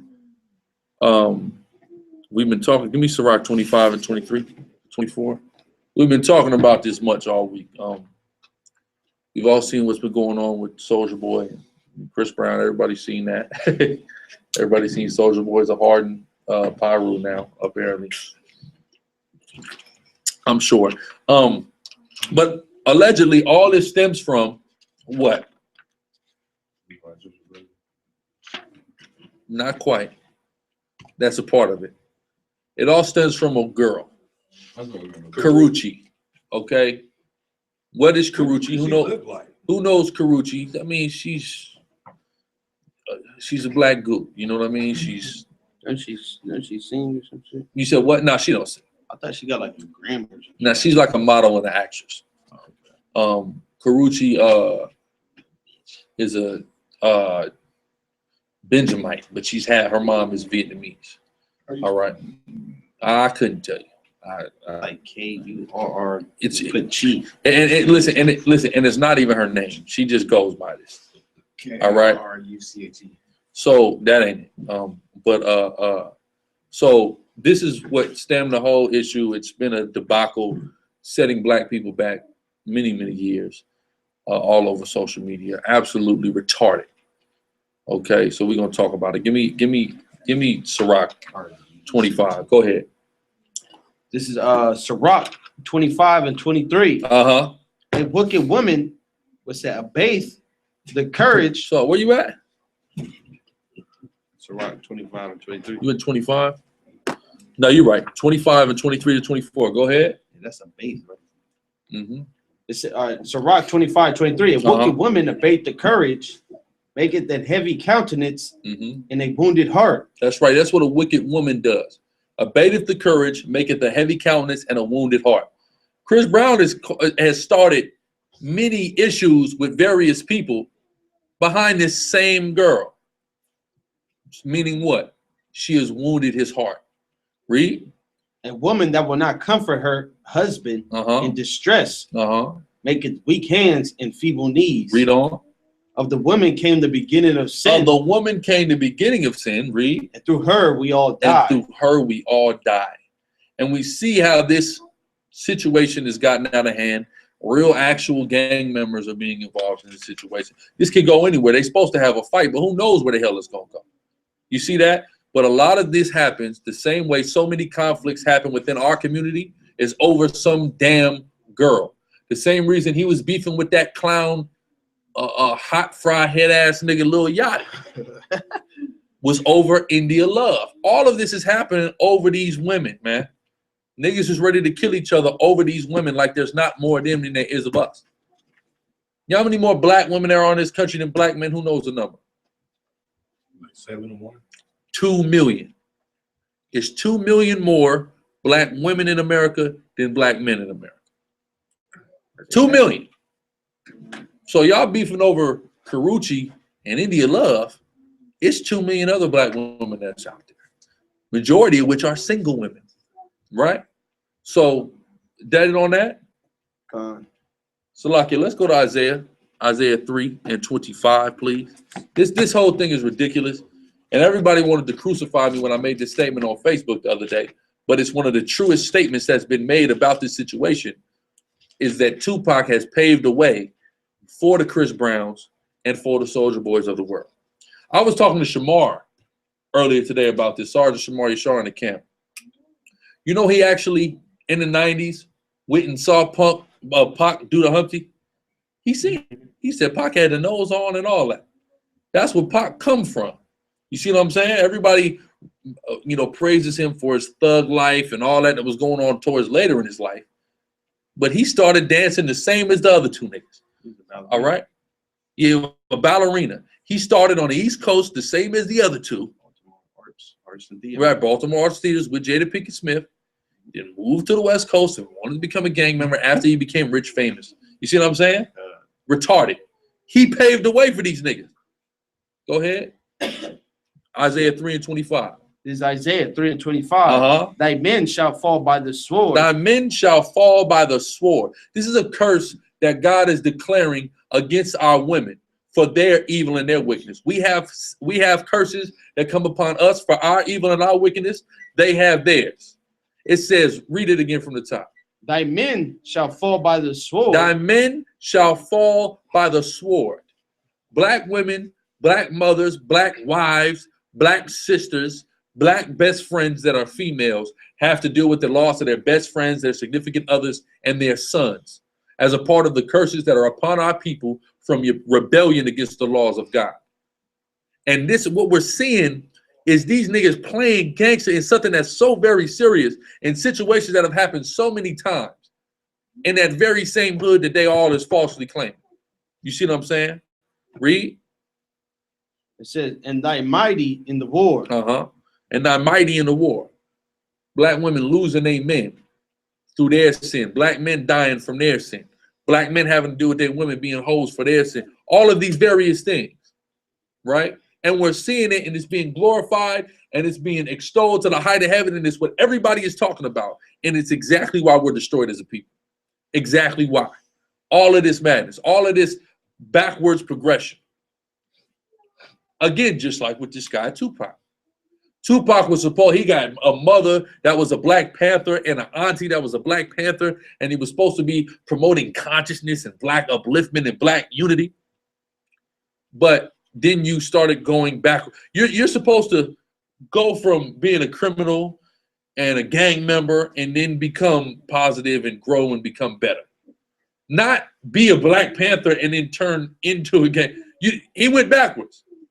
And he's opened the gateway for so many other niggas to live their Scarface, juice, cocaine-induced fantasy. And it's disgusting. And it needs to be called out. And this is why people are destroyed. Because we don't have any damn leaders. Our leaders are Tupac. Tupac is a deity to the Black man. Tupac is not a deity. Tupac pictures, Tupac goddamn shoes, his face on it. Right? Tupac is been deified by our people. And what positive thing did he lead us into? What? Nothing. So are the shepherds of our people the gods of our, give me the scripture. There's a scripture for me. I need y'all to find it. It says, for as many cities as I have, Judah are your gods. Something to that effect. Cities, Judah, gods. That's what I need. Because our people deify all the wrong niggas, man. We talk about the Jessies and we talk about the Als way more than we should. Why? Who knows why we talk about Al and Jesse more than we should? Who knows? They're the pastors leading the sheep astray. We talk about them more than we should because our people don't give a good goddamn about Jesse now. Jeremiah 11 and 13. I think so. Read it for me. Read. You got 11 and 13. Let me see. Jeremiah 11 and 13. It says, for according to the number of thy cities, Yeah, that's it. were thy gods. Read it again. This is Jeremiah 11 and 13. For according to the number of thy cities, were thy gods. Were thy gods. As many cities as we got, that's as many gods as we got. Salakia, and the gods that we have and we deify are entertainers, not Al and Jesse. Average nigga walking down the street don't care about nothing that Al Sharpton or Jesse Jackson has to say. What proves that? Did we go to the Al Sharpton rally in San Diego earlier or last year? Did we go? How many niggas was up in there? Now, there was a Gucci Man concert 2 weeks ago. Which event do you think more niggas went to? I saw a picture on Instagram of Future and Gucci on a boat. Do you know what the caption said? A rare picture of God and Jesus. What? That's what it said. A rare picture of God and Jesus. Hakaga William. Do you know a sister who has Gucci Man tattooed on her? Yeah. He sure does. I forgot who, but yeah. He knows, and didn't she tweeted her picture, the picture to him, and he retweeted it. Right. God, y'all remember his brother told me the story. You see what I'm saying? These people, Gucci Man and Lil Wayne and Tupac are the gods of Judah. That's who the gods of Judah are. And these people are drug addicts and adulterers and faggots and all kind of wickedness. You see, witchcraft practice, all kind of wickedness. You see what I'm saying? So these are who is leading our people astray, and this is why they got to get called out and drove on so much. Everybody got, once I see how mad niggas was, I dared open my mouth against Tupac. I said, I'm gonna open my mouth against Tupac more. I put that picture of that nigga in that bathtub with them damn gold chains all over. So this nigga was a faggot. All right? Period. Now, a lot of people say, well, here's the thing. He did make songs and make statements against the elites and things like that. But he was playing both sides of the fence. And that's why they had to take him out. Because you playing the game, you acting like you down with us, and you doing what you're supposed to be doing. Then you turn around and you trying to go against the grain. We got to get rid of you. You too unstable. So that don't mean he was just on. For him to have gotten into the game to the point that he had to be down with him. That's why they locked him up. He was messing up. They locked him up.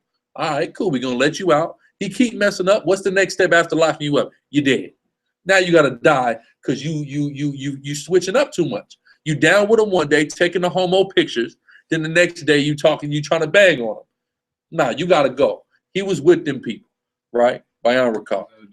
Like if you around me, send sickness, and if you don't get it right, I look at it like if you don't get it right, then you're gonna send another disease. If you don't get it right, then it's gonna destroy you. Well, of course. Esau is working that same way. If you tripping up by my agenda, I'm gonna send you into jail. This is like with Floyd. They sent him into jail. Nigga, you're touchable. You thought you was untouchable. I put you. Same thing with OJ. They said OJ after he beat that murder case, he was walking around like he was untouchable. Then they made his ass broke. Then he committed a crime. Okay, we can take you to jail now. You're going to jail now. So knock our reality. I know this is coming off topic, but is it blonde hair? Leviticus 13 explains that. A yellow hair. You see what I'm saying? Go ahead. It says, O Judah, and according to the number of the streets of Jerusalem, have ye set up altars. According to the numbers of the streets, you can only imagine how many streets there are in Jerusalem. According to, on every street, they set up an, read. It says, to that shameful thing. To the different idols, read. Even altars to burn incense unto Baal. You see that? That's what our people are into. They got murals of Tupac somewhere. Yeah, they got a statue of him. Statues. Tattooed on his body. Tattooed on his body. We was at Riverside last week. They got Cesar Chavez molded there. What else we got? Another example. Like you see, you said tattoo, boom, boom, boom. The murals, they even have Nipsey Hussle murals in LA sometimes. They have a mural of Nipsey Hussle with a quote of some rap he did. They worshiping that nigga. You see what I'm saying? Biggie. Of course, Martin Luther King is the chief deity of somebody came on our comment board and had the nerve to write a comment. Martin Luther King is rolling over in his grave. I started the comment, great. I hope so. But I just know it's not true because he's in his right mind in the spiritual world. When you die, you go to the spiritual world. You're not fighting for the white man anymore. You're an Israelite. You're not going off. You're waiting to come back to the earth. So I know he's not rolling over in his grave right now. I know he knows what we're doing is the right thing in the heavens. Okay? That's it on that. And he's waiting to be born again in the kingdom of heaven. Right? Where we at? That's it on that? Yeah, that's on 13. Okay, let's go to we read 3 and 25. Let's go to Sirach now. Sirach. Salakia. Hold on, let me get the right one. Make sure this is the right one.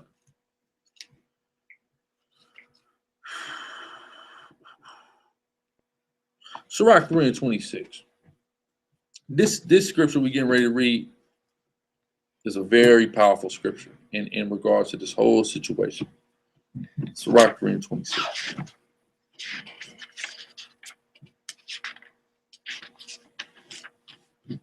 This is Sirach, chapter 3, verse 26. A stubborn heart, evil at the last. A stubborn heart, which both of them Negroes, Soulja Boy, Chris Brown, Tupac was stubborn. You shall fare evil because of your stubbornness. If you don't repent and turn from it, come back to these laws, right? Read. He that loveth danger. He that loveth danger. Read. Shall perish therein. Shall perish. That's the key thing to all this. Because what happens is, like we were speaking about, you got these guys, they come from other places, down south, East Coast, in the case of all three of these individuals. They come to the West Coast because LA is the entertainment capital of the world. They move to LA. In moving to LA, they need protection in LA. They begin to hire individuals to be their bodyguards. The people that they hire to be their bodyguards typically are gang members. They get around these gangs, they get around the gang members, they become fascinated with the culture. The driving force in the gang culture is what? Danger. Everybody in here that's a gang member will know it's danger. And danger is, like the brother says, a death style, but danger is intoxicating. It's intoxicating to be in danger. That's why people get on roller coasters. That's why people drive fast in the car. It's dangerous, but it's exciting. That rush. So these people, they come out here and they get intoxicated by the danger of the death style, not the lifestyle, your brother said, the death style. So they want to become a part of it. Read that again. This is Sirach 3:26. A stubborn heart shall fare evil at the last, and he that loveth danger, he that loveth danger, read, shall perish therein. You want to love danger? You're gonna die in danger. Don't be surprised if one of these niggas is on the front page with white chalk around them. I'm not saying this is gonna happen for sure, but I'm waiting for it. I'm fixed. I've seen this movie. I know where this movie goes. It ends in death. Sorry. A lot of times it's like most youngsters, you know what I'm saying, that's getting into something like that, they want to be famous. You on FaceTime or whatever you call that stuff or whatever, you live streaming and he over there. Get you. I can go score some points right now. This has happened. We've seen it. Knock him down, you know what I'm saying? A nigga done got killed on FaceTime. Multiple niggas have been shot and killed on FaceTime. So, you know what I'm saying? There's some people out there, they really hunting. They get straight up wolves out there. And he's so retarded and he's slipping so hard. What proves it is the fact that he don't even realize who probably they into it with like that. Anybody who knows. He could have got himself killed when he said, I mess with DJ Quick. They into it. Yeah, they into it with them, and they right there. It's literally the fruit towns and the treetops. It's like this line right here that they're separated by. That's it. They're across the street. You see, wherever Soulja Boy was, them niggas is only a few blocks away. They could ride through at any moment, and you're right there. He would be a martyr. He would be a martyr for the fruits, right? Apparently. You see what I'm saying? And then all them niggas gonna have, hey man, RIP to the homie Soulja Boy, Draco, man. RIP, BIP. You see what I'm saying? But that's what he wants. He wants to be, he must want to. Because when a lot of times when we get indoctrinated into that lifestyle, we look kids, man. We are small. We don't understand the severity of this could possibly kill me. We don't get any of that. You see what I'm saying? When you was grown and you're logical and you can say, well, if I do this, if I sign up to join this, then all of these guys, they're going to want to kill me. I'm going to be a target to them. I have to watch out for them the rest of my life. How about I just don't do that, but I'm cool with y'all. Y'all cool. We kick it. And then that's it. You know what I mean? This dude get on the damn interview and he just say he's from Bompton, right? We spoke about this. And you know, I said this before class. If you ain't go to Centennial, you're not no Paru, bro. You didn't even go to Centennial. You see what I'm saying? You want to just be entrenched in this danger, and you're gonna see where it gets you. Asar. Then to even just wanted to associate yourself just to hang out. When we come through, if you with them, you with them. You getting what they get. Period. So you live in Hollywood. You live in high rises. That's what you wanted your whole life. But now you're going back into the hood to hang out. Right, because I ain't got time to be saying, okay, he with it, he's not with it. No, you with them, you get the business. And everybody's getting it. And this is what he's trying to do. He's putting himself in those positions. And of course, he's high on cocaine, clearly. If anybody watched that interview with Mayweather, that man is snorting cocaine for sure. I'll bet any amount of money on it. Floyd, do you want to bet me? I bet $250,000, Floyd, right now. That nigga snorting cocaine. Let's drug test him today. He's snorting cocaine. You see what I'm saying? So, you know, he's the dude is out of he's spinning out of control because he just loved danger. Apparently, this is what he's always wanted to be. Tony. Too many niggas want to be Tony Montana. And anybody who's if you ever seen Scarface, why would you want to be Tony Montana? He lost. He lost. He's lost it all. Yeah, he's dead now. If you watch Belly, why you want to be Ox? You don't want to be Ox. Ox gets his throat slit. Why you want to be Ox for? Got to be an idiot. And you have our people who sit on the damn internet, young impressionable brothers, and going, I want this too. I need this too. I want this whole situation as well. I want to be involved in this too. I want to be like Big Soldier and Chris Brown, dancers, turn gangsters after being rich and famous. A lot of times, when you have a lot of money, it's kind of regular life. You start to feel untouchable because you're rich. You know what I'm saying? Yeah, that's it right there. They're bored, they're rich. So you know what I'm gonna do today? I'm gonna become a gang member. A lot of guys, they become like they get older, they join a motorcycle gang because it's like, okay, we get bikes and we there's something, we do something, you know what I mean, right? But these guys, the Soldier Boy don't want to get on a bike. He want to be a blood, Bayan. Honestly, it was like backwards for me. You know what I'm saying, as far as when I got into gangbang, because I was a white boy completely. You know what I'm saying, he has tabs. You know what I'm saying, I'm riding on a skateboard. Hey, bro, dude, that was me. You know what I'm saying. So basically, you know what I'm saying, the brothers that gangbang steered me towards ganging because of the evil eye that they had towards me. You know what I'm saying? Like, I'm riding my skateboard and this one nigga told me to come here and just crack me for no motherfucking reason. You know what I'm saying? On the ground, asleep, nigga, wake up with two bitches in front of me, you know what I'm saying? I'm like, what happened? So for a long time, every time I'll see a black person on that side of the street, I'll cross, you know what I'm saying, and walk on the other side, Then I had my whole family call me white boy, just teasing me and stuff that it kind of got me into looking up the thug mentality and all this other type of stuff. I remember the first video that I watched was fucking Nate Dogg, Nobody Does It. You know what I'm saying? And I'm sitting on Great the video. crib walking, all this other type of shit. He said, I'm not trying to be punked on him. But the point of the matter that I'm making out of the whole thing is that, and I was a white boy skateboard and all that, man, I didn't get in no trouble. I was fine. I was smoking cigarettes. I wasn't into none of that shit, no probation. Once I started getting into the black culture and all that, and seeing the things into it, The danger. Yeah, the danger, Hey, life got fucked up for me. And because like the brother said, it's like you said, it's a deaf style. But like somebody in their right mind or who's cognitive enough to really think about it is not gonna wait until they grown to get involved in this type of situation. None of them individuals who he's standing around waited until they was in their 20s to get involved with it. They grew up into this whole situation. It's just like you just do it like you say. It looks cool. We was little. You see what I'm saying? I don't know how you might have been a little older based off of what you're saying, but the majority of us, we was haka. Yo, you wasn't probably in double digits, huh? 10, yeah, right around there, about 9, 10. You see what I'm saying? This is when you're involved now. You see any older guys around, you're involved in it because I want to be that. Like I was making a point to somebody too. The founders of Crips, the Bloods, even the Gangster Disciples, the Vice Lords out there in Chicago were teenagers.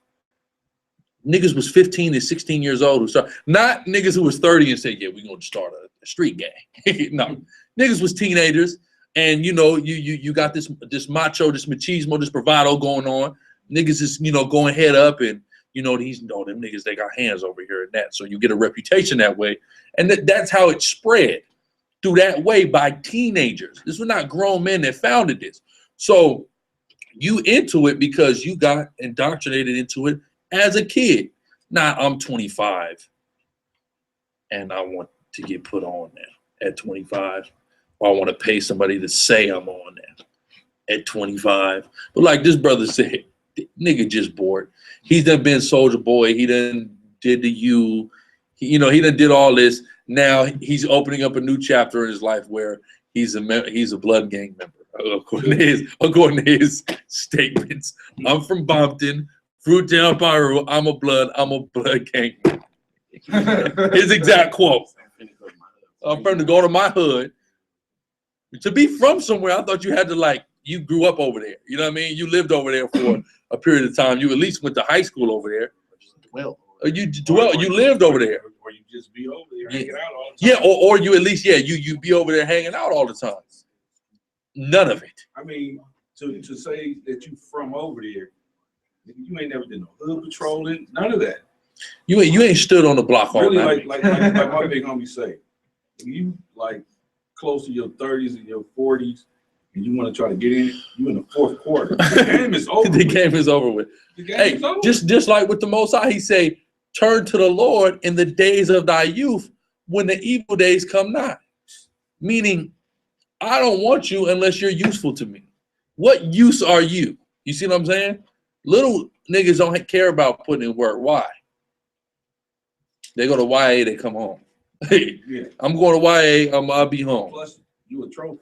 You see, If you're older, OG, I'll be going to play. yeah, that's it. That's the trophy because you're a factor, somebody of a big name. So now, Soulja Boy, you're even more. You're already a target because you're famous. You're a rapper. You walk around with jewels. So I already want to get you. You see what I'm saying? But now you from over there, and now if I'm have issues with them over there, now it's it turns into something else. If they think you're gonna spend some money buying guns and stuff like that, let's knock him down. Yeah, exactly. You're not gonna knock. Yeah, cause they good. They gonna be supplied with this nigga. Yeah. You see what I'm saying, right? Let's get First Ezra. First Ezra, 4:26 to 27, real quick. In the apocrypha. First Ezra.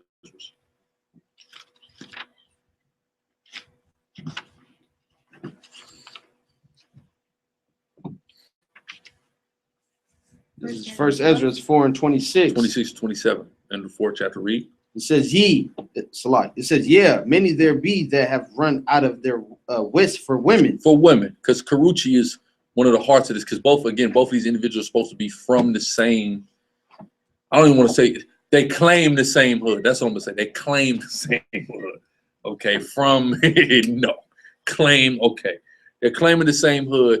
They beefing with each other over this Karuchi, who's not all that, okay? Cute at best.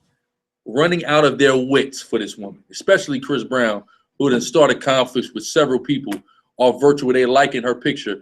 Meanwhile, I go to her damn page, I see her with pictures with the goddamn white man. He ain't tweeting the white man and FaceTiming the white man, tripping with him. Read. And become servants for their sakes. You see that? That's what happens, man. Niggas so caught up and blinded by some damn broad, and people die over it, or nigga being caught up living some damn Scarface fantasy and become a gangster and die over it. Who's seen the movie Smoking Aces in the room? You seen Smoking? Who else? You? Soulja Boy is Buddy Israel, bro. Yes. Soulja Boy is Buddy Israel. Y'all got to see Smoking Aces, man. Buddy Israel is a Jewish man who's an entertainer in Vegas in the movie. The mob they take an affinity to him, right? Like, he's cool. So, but he wants to be in the mob. It's not enough that these niggas like you, like, oh yeah, this hood embraces me. You know what I mean? I go over there, I'll mess with this hood. I can function with these dudes over here. Nah. They want to be a part of it. You see what I'm saying? So he wants to be a part of the mob. So he gets caught up in a huge indictment. And he starts telling on people. You see what I'm saying? Which is what's gonna happen with Soulja. Chris Brown already said he's snitching. You see what I'm saying? He said he paid his lawyer to get out, from his. He's caught. This dude is on. Here's the thing. He said he paid the lawyer for this. Okay. He's on probation for what? A firearm. He's on social media with firearms. Number one, you're in violation of probation if you are caught with a BB gun. That's a violation. I know. I was on probation. If you have a BB gun, anything that resembles a real gun slightly, or weapon, that's a violation. If you're around somebody that's with it, you see that? You're in violation. So he is doing multiple videos. Now look, exactly, which you just said, I'm a blood gang member. So I don't have to do anything to you. You indicted yourself on it. When the police, if you're not on paperwork, you know what happens when the police ask you if you're from some? Nope, I'm not from nowhere. My grandma stay over here. I don't. You feel me? You feel me? Yeah, I don't do that.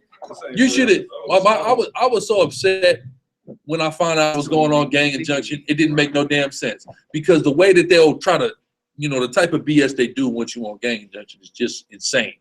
I was so high. I'm like, man, they're like, well, look, you be out, but you gonna go on this paperwork. Like, oh God, because they'll try to railroad you with the 182.5.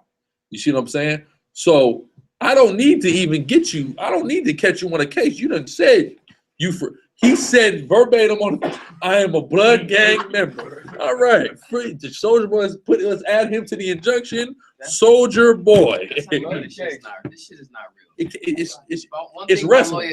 One thing my lawyer said when I showed him the video, he says, this is fake. This is not real. Fake is get you smoked. Yeah, fake will get you killed. Because think about what all the little treetops is thinking right now. I'm going to be the one to get him. I'm going to get Soldier Boy.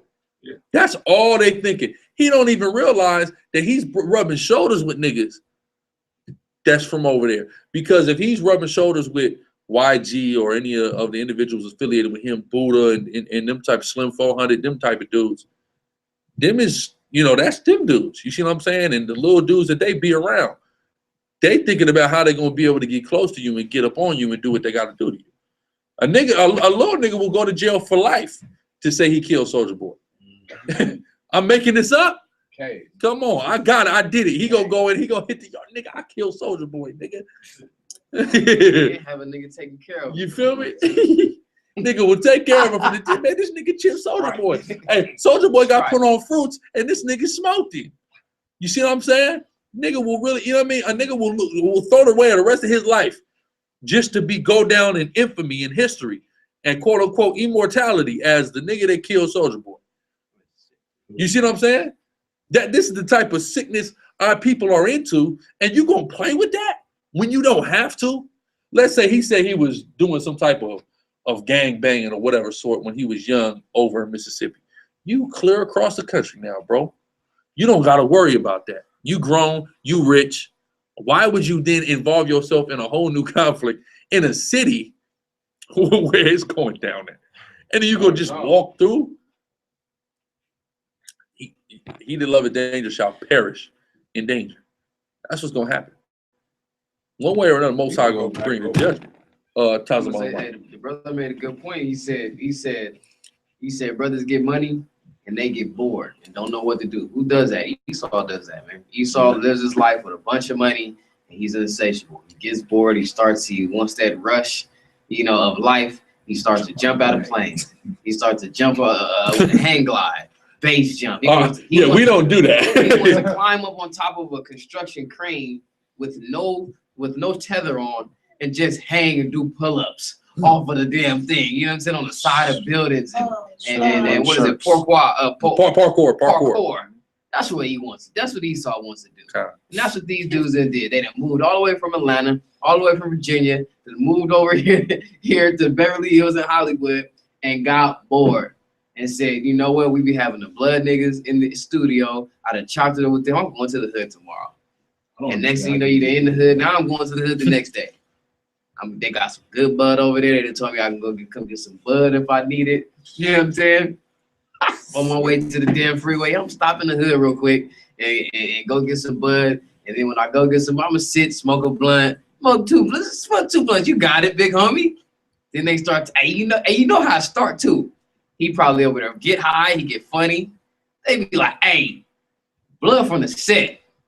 Blood, you from the set. Hey, I don't give a hey, anybody say anything to you tell him I'm your big homie. Yep. Trust me. He's telling the truth. Something like that. Marcel. He probably, he's like early 20s, he probably immature mentally. Of course, yeah. Clearly. You get around it, you hear blah, blah, blah, blah, and next thing you start saying blah, and then you saying it more than more than them, yeah. And then now you're gonna put him on. We're gonna put him on. It happen, yeah. Right there in Bailey. Yeah, exactly. Dudes come in regular. Non-affiliate. 6 months down the line, now they're gonna get put on as soon as they get out. They bleed everybody more than anybody else. Exactly. You know, like he grew up doing that. You see what I'm saying? These niggas is saying blood all the time because they grew up saying it. You just start saying it. You know what I mean? So it's you know how many times it's crazy. You know how many times that done like really happen? Like, hey, we gonna put little nigga part of the set. We gonna put him on.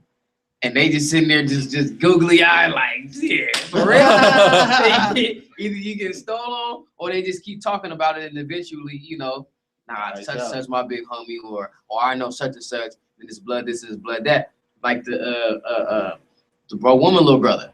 Oh yeah. You know what I'm saying? Man, we was pressing him. I'm like, have you ever caught fade in the name of Bloods? And he's like, well, yeah, because my family is this and my family exactly. You done got to a certain age, you done start hanging around them. Like you said, you done hear, you done heard it your whole life, blood this, blood that. You done been out somewhere and y'all done, you know what I'm saying? Some white boys, it probably was some white boys and some Mexicans. White boys and Mexicans that ran up on y'all, said something, and you was like, blood, fuck you, blood, this is such and such. What's happening? So now you feel like you're really a gang member. You really feel like you're a gang member. So either the Mexicans or the white boys either back down, or it was squashed, or y'all got separated and y'all went back to the car or to the crib and was like, ah, see the little nigga putting on, he putting on for the set now. You're on set. Not realizing you've been trapped. You've been trapped. You've been trapped in something, brother. You is not going to escape now, because you can't go back now. And let's say Soulja Boy turned into a smoker, lose all his money. He's a bum in LA. He gonna be the little nigga that they gonna get back for what they did to the dude from Treetop. They gonna be running up on him like, oh, you from trucks? You from trucks? I told you I ain't from trucks. I ain't from trucks. I ain't. All right, you know what I'm saying? Stop saying that. Hey, stop saying that. Man. Stop say that. And this is sick. And all that. He's 25 years old. He could have easily just came into the truth. Now you got rich and bored. Well, follow the Bible. How about that? Try that on for size. No. The Bible says you can't snort coke, so you know can't follow that. I'm a drug addict. You see what I'm saying? Straight up drug addicts. You see what I'm saying? So it's crazy. I'm gonna get one more. Give me Revelations 13:10. Who saw the kidnapping, the Chicago kidnapping? I seen a little bit. Basically, four. Like I want to say, like 3 brothers and a sister from Chicago kidnap a mentally ill white boy, tortured him, cut his stuff up, and it's an outrage. Apparently, this is an outrage of some sort. Maybe that happened to hundreds of millions of people in something called the transatlantic slave trade. Why the hell do I feel sorry for some little goddamn retarded cracker? I'm so happy it's in Chicago. They demonizing these kids in Chicago. I said it's about time. Y'all been shooting each other, blowing each other's head off every other day. Finally, you do some violence to a white man. All right? Yeah, exactly. Let's not forget, this white boy gets away with sodomizing a black autistic child with a hanger, but you're crying just about them messing with that little punk-ass white boy when you did that to hundreds of millions of us. Wire hanger, brother. And it kept kicking it in him, bro. Kept kicking it into him. No outrage for that. No white thugs, no racist KKK white thugs, but these are Black Lives Matter racist gang members, right? The white man is the goddamn devil, and I wish they would have did more damage to that little white boy. I wish they would have knocked some of his teeth out. All right. Should have stabbed his ass. Go ahead. You see that black reporter that came out and said it's not a hate crime? You for real? Listen, I started dying. It's not a hate crime. It's not a hate crime because guess what? Let Esau do it. Dylan Roof wasn't a hate crime. Nope. Like you said, the sodomy. The hanger in the asshole wasn't a hate crime. So don't try to put this as a hate crime. You know what I'm saying? Why can't this just be kids being kids? These are kids being kids. They didn't really hurt him. They cut his little clothes. They was scaring him. I was about to say, they cut him? No, they cut his clothes off. Yeah, these are kids. These are kids being kids. One of them kids probably, he's a rapper, this dude, I forget his damn name. He probably got 3, 4, 5 bodies under his belt. And he just playing with this little punk. That's crazy, man. Go read Revelation 13:9-10. Or also, who saw Satan's son versus God's son? I'm the son of Satan, the white boy. He said, crack. Boom, he's right. He is the son of Satan. That young brother was the son of God. I'm Satan's son. He hit him because that's God's son, a Hebrew Israelite of the tribe of Judah, Yahweh, the praise of the Most High. He said, you don't want that. He said, you don't want that. You don't want this. I'm Satan's son, huh? Great, great. Sleep. Right? So let's read that, and I'm gonna turn it over. Go ahead. It's Revelation. Q&A. Okay, come. It's Revelations 13 and 10. He that leadeth into captivity. He that leadeth into captivity, read. Shall go into captivity. So they kidnapped the little white boy. Well, you kidnapped hundreds of millions of us. So it serves your pale, retarded ass right. That's right. Go ahead. He that killeth with the sword. He that killeth with the sword, read. Must be killed with the sword. That's it right there. That part. Go ahead. Here is the patience and the faith of the saints. The saints, the Israelites, are patiently and faithfully, shalom, patiently and faithfully waiting on the day when our enemies will be avenged by the Most High God, and he will use our hands to do it. These are glimpses. These are previews as racial tension rises in this country, because that's what we're seeing. As we near Trump's inauguration, racial tension is rising in this country, and it's going to continue to rise, and things like this are going to continue to occur until a race war ultimately breaks out. Give me Zechariah 9 and 13, and we'll start the Q&A off this. Go ahead. This is Zechariah 9 and 13. Read. When I have bent Judah for me. When I have bent Judah, read. Filled the bow with Ephraim. When he bent Judah, which is the so-called Black, West Indian, and Haitian, and filled the bow with Ephraim, the Latino and Native Indian, read. And raised up thy sons, O Zion. Raised up the Black, Hispanic, and Native American, the sons of Zion, read. Against thy sons, O Greece. Against the white man, read. And made thee as the sword of the mighty man. And made us as a sword of a mighty man. The mighty man is Yahweh. We are his sword. All right, we will be raised up. There will be a race war. The white man will die, be taken into slavery, be conquered, be put down, all of that. God. And we will rise as a people through the spirit and power of Yahweh Bashem Yahushua. That's right. That's what's getting ready to happen. There's nothing any white man can do about it. No Bill O'Reilly, no goddamn Mark Dice, none of these crackers, Alex Jones, none of these crackers crying. Alex Jones did a damn video talking about anti-white racism needs to stop. No, it needs to be increased. Okay, and Alex Jones needs to be hung on a goddamn noose, beheaded, decapitated. His remains need to be burned, and his ashes need to be used as soot for pigs to stomp. Right. Good. That's how I feel. All right. So now we open up Q&A, man. Open up the chat. Let me know what the questions come in. Any questions in the chat, man? Make it quick, man. You got some dude on here, man, that's being a scoffer. He's being real moist. All right. A pump. He's being real moist, talking about gangs have a platform. First of all, nigga. All right. We speaking on things that are real. We're speaking on things that are actual. We are not glorifying gangs. We're speaking on, you know what I'm saying, the let me see what he's saying. We're speaking on the blasphemies of brothers growing up, all right, making it out of the hood to turn around and go back to or to go and incorporate themselves into another hood, portraying themselves to be a gang member, all right, when they're not, and it really looks as if they're agents working with Esau, the so-called white man, the goddamn devil, according to the Bible, to set up what is Negroes in the community. Christians, angels, pig hide, what is up, real quick?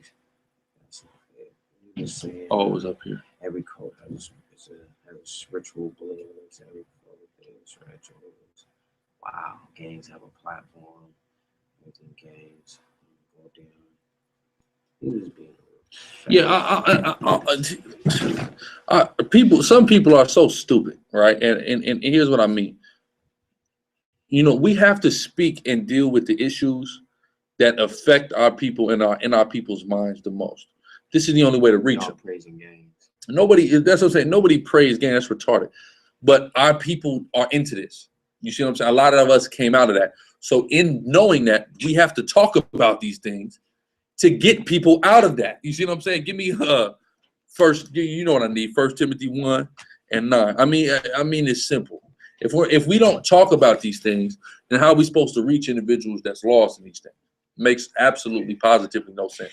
People are so stupid and so crazy. And usually the people who are doing the most criticism, like the video, who is mad but the prophet. These are people who are not doing anything. They don't teach anybody anything. They don't understand the culture. They're on a comment board making comments and judging every little thing, but doing nothing, right? Cap, you got a point? No. Okay, go ahead. 1 Timothy 1:9. Knowing this, that the law is not made for the righteous. The law is not made for the righteous. Read. But for the lawless. Salakia, skip to 12. That's what I need. Verse 12. It says, and I thank Yahweh Shai, our Lord, who hath enabled me. Who hath enabled me, read. For that he counted me faithful, putting me into the ministry. Putting me into the ministry, read. Who was before a blasphemer and a persecutor and injurious. A gang member, read. But I obtained mercy. But I obtained, not saying Paul was a gang member, but gang members live a lifestyle of blasphemy and being injurious and things of that nature. But he was what? Read. It says, and injurious, but I obtained mercy. But I obtained mercy. We obtain mercy. And all brothers can obtain mercy, read. Because I did it ignorantly in unbelief. Exactly. So we have to teach them what to believe in and teach them how not to be ignorant. That's right. So we have to talk about what they're off into. Read. And guess what? Keep going. But and if you don't like what we're teaching about, it's a very simple solution. Change the channel. YouTube video. You can go to hell. Go to the club. You can go to the club, but it's Friday night. You can go make your own YouTube channel. Hey, man. show us how to teach. Exactly. That's my thing, man. You know, and it's like sometimes, you know, I allow, like, because I'm monitoring, you know, the common board throughout class, and some, you know, a lot of times I allow when brothers is having healthy dialogue, healthy questions, and back and forth, you know, you allow. But when you got dudes like this that aren't even paying attention to the live stream, you're now distracting other brothers from paying attention to the live stream. This is where you're gonna get blocked and cut off from the comment board. You know, and the beat brought it up before, like, you guys keep up, we gonna just disregard the whole, you know, disable the comment board altogether. Because again, I'm watching brothers that are, you know, faithful and regular in, you know, on the stream, and you guys is wasting too much time arguing with people that ain't even, you know what I'm saying, really trying to come to this truth. They're not trying to figure it out. They want to come on here, scoff, and do Satan's bidding by taking you away from the information that we're bringing out. All right, deterring your mind or your attention from the information that's being brought out. So, you know, a lot of times I try to, you know, allow brothers to come in, but when you got dumb dudes like this, you guys are the brother just said, if you got bored, soldier boy, instead of you going to the hood gangbanging, why don't you just come into the truth? The brother just said that. Why don't you follow the Bible? You done made all this money. You done got bored. You got a lot of time in your hands. Why don't you come follow the Bible? Try that. Brother just said that. So how are we turning around glorifying gangbanging, man? Come on, dude. This is the simple stuff that I'm talking about. And it's like, he says, I'm righteous. Well, dude, he says, dude, I'm on the front line. I'm righteous.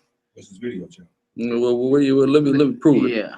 First off, oh, so you're righteous. What labels? No, he's righteous. Don't worry. Oh, let's see what the Bible says. He's doing. I know this. Clean face. He's clean face. All right. I told you, moist. He's moist. He's moist as hell. Moist.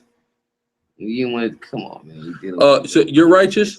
Romans 3:10. That's right. As it is written, there is none righteous. No, not one. Not one. You don't know the Bible, man. Bye. All right. You don't know the Lord. You don't know the Bible. Romans 3:10. 3:10. Good Lord. This dude. Back to the drawing board. Back to the drawing board. Just go. All right. Okay. We don't need you in the comment section.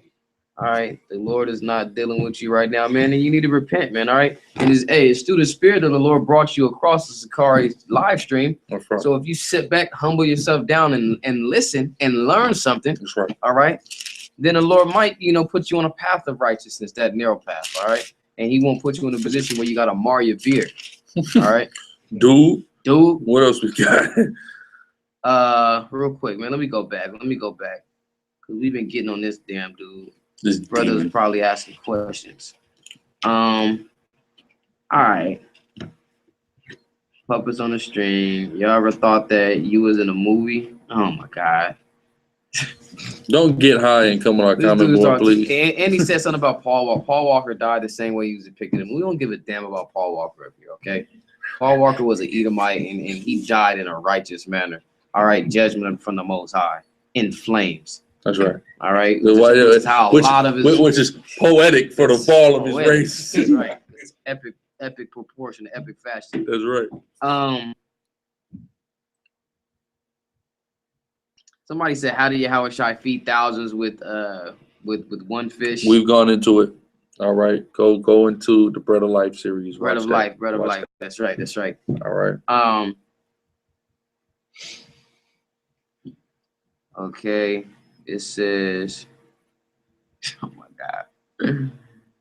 There's some real tomfoolery going on. Somebody said, what is your method in 1 minute to make people who don't believe believe?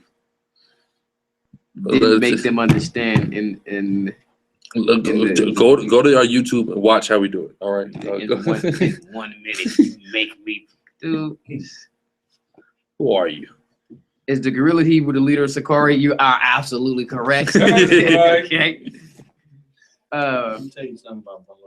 All right. Your family. First of all, okay, we learned from the gorilla Hebrew who learned from Christ. Right. All right. Going back, it says, damn.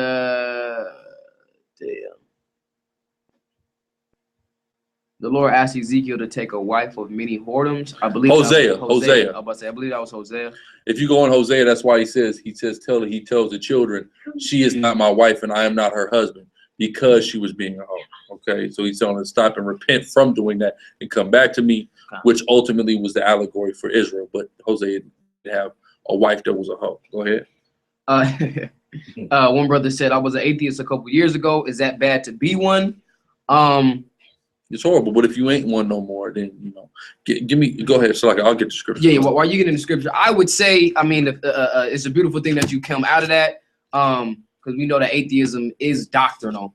All right, atheism has a doctrine. If you were considering yourself to be atheist because you just didn't believe in God or whatever, atheism is Christianity. It is, Christianity, or like I said, it has a doctrine to it. But if you're speaking of it in the sense that you just didn't subscribe to God, I wouldn't necessarily say that it's bad seeing the position you're in now, 2 years later, that you are a subscriber to the scriptures and to the Bible. You're on our live stream, you're listening, so you're at some point now because you weren't indoctrinated. You know what I'm saying? But if you were involved into atheism, the doctrine of pretty much Darwinism and evolution, and trying to cut the Most High out completely and trying to follow that, then yeah, you were on the wrong path. But if you were just at a standstill because Christianity, agnosticism, which is cool, because you couldn't get down with Christianity, you couldn't get down with Islam, you couldn't get down with any of the conventional religions. Couldn't worship an elephant in Hindu. That's right. You know what I'm saying? Then it wasn't a bad place to be in, and the Most High was just setting you up. You know what I'm saying? And preparing you like He did a lot of the brothers that's in here now. That's right. That's right. This is Psalms 14:1. The fool hath said in his heart, there is no God.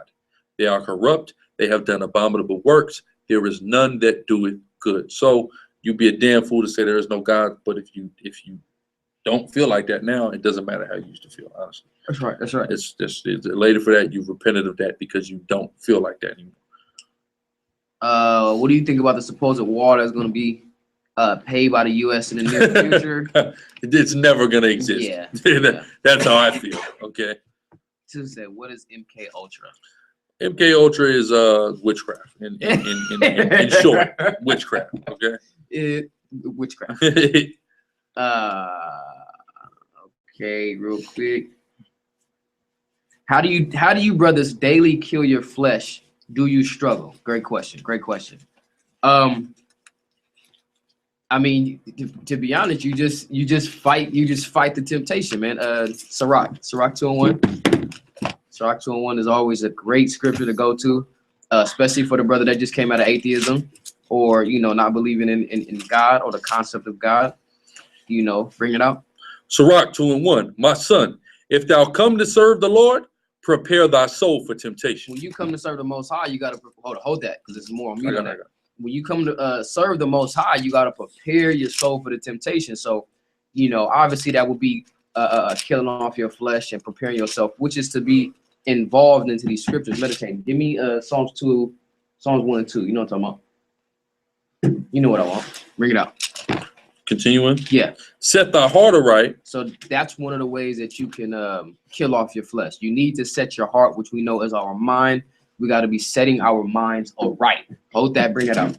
It's Psalms 1 and 2. But his delight is in the law of the Most High. We have to delight in the laws of the Most High. Read.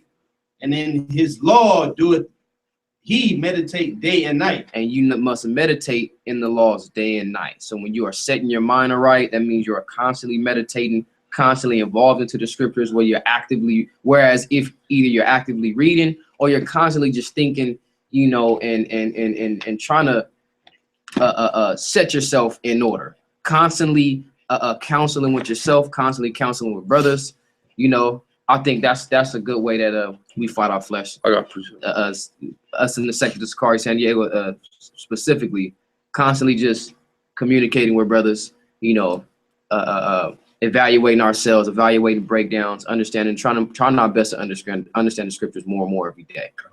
That's the way that you're gonna be able to fight your flesh. That's right. Counsel before every action as well. So if you feel like you about to go do something, it's like, yo, hey brother, what's today? Is it the Shabbat? You know what I'm saying?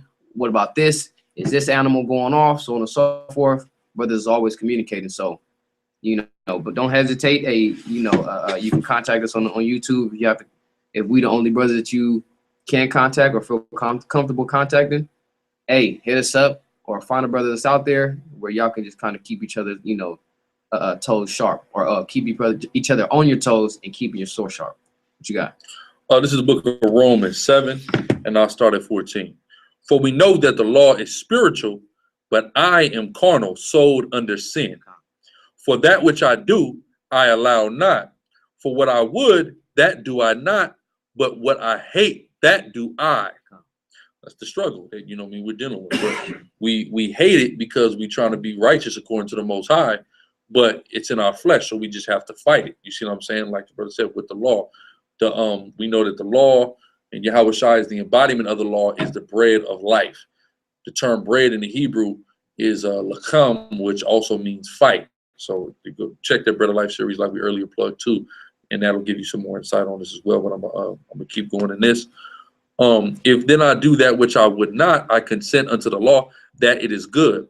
Now then it is no more I that do it, but sin that dwelleth in me. So, you know, you have to magnify your flesh, your spirit against your flesh, because there's a war going on within your flesh. So that sin that's dwelling within your flesh, it's going to sin.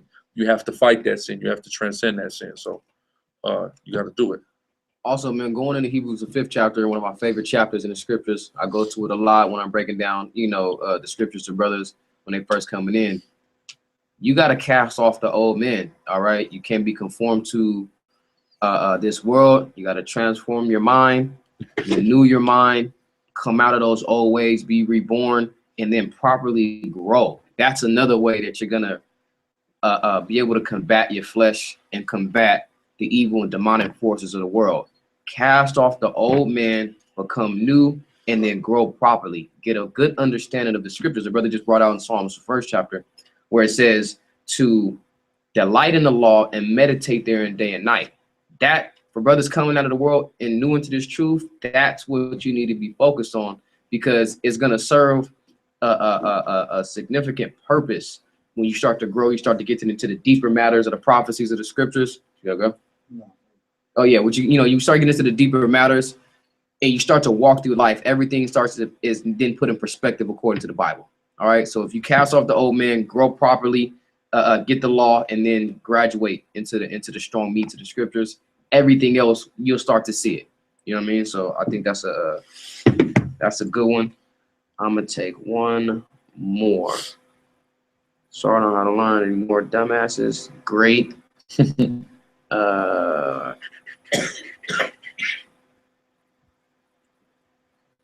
Wait. Do you want to see chariots? This right here. This dude. We do not believe in the book of Enoch. I think brothers is already cutting that question. Man. You know, that's pretty much it. And on the book of Enoch, real quick now, a sister had informed me that a sister from GOCC had sent her a picture. Who's seen that picture of the demon sighting? Who saw the demon sighting picture? Did you see that nonsense? Like an angel. Yeah, like it looked like it. Yeah, but it was probably just a palm tree.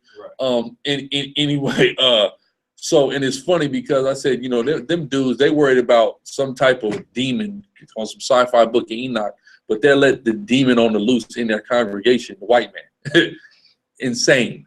You got to stop thinking, you know, even Khalid Muhammad said a nigga thinking up here, he's not worried about the white man killing him down here. So brothers got to lock in, man, and get practical and deal with the practicality of the Bible, because it's very practical. All right. And it's very relatable to you as a Black, Hispanic, and Native American. That's All right. right. That's So right, with that, you got anything else out? Nah, that was it. All right. With that, we give all praise, honor, glory to Yahweh, Bashem, Yahweh Shai, say shalom. Shalom.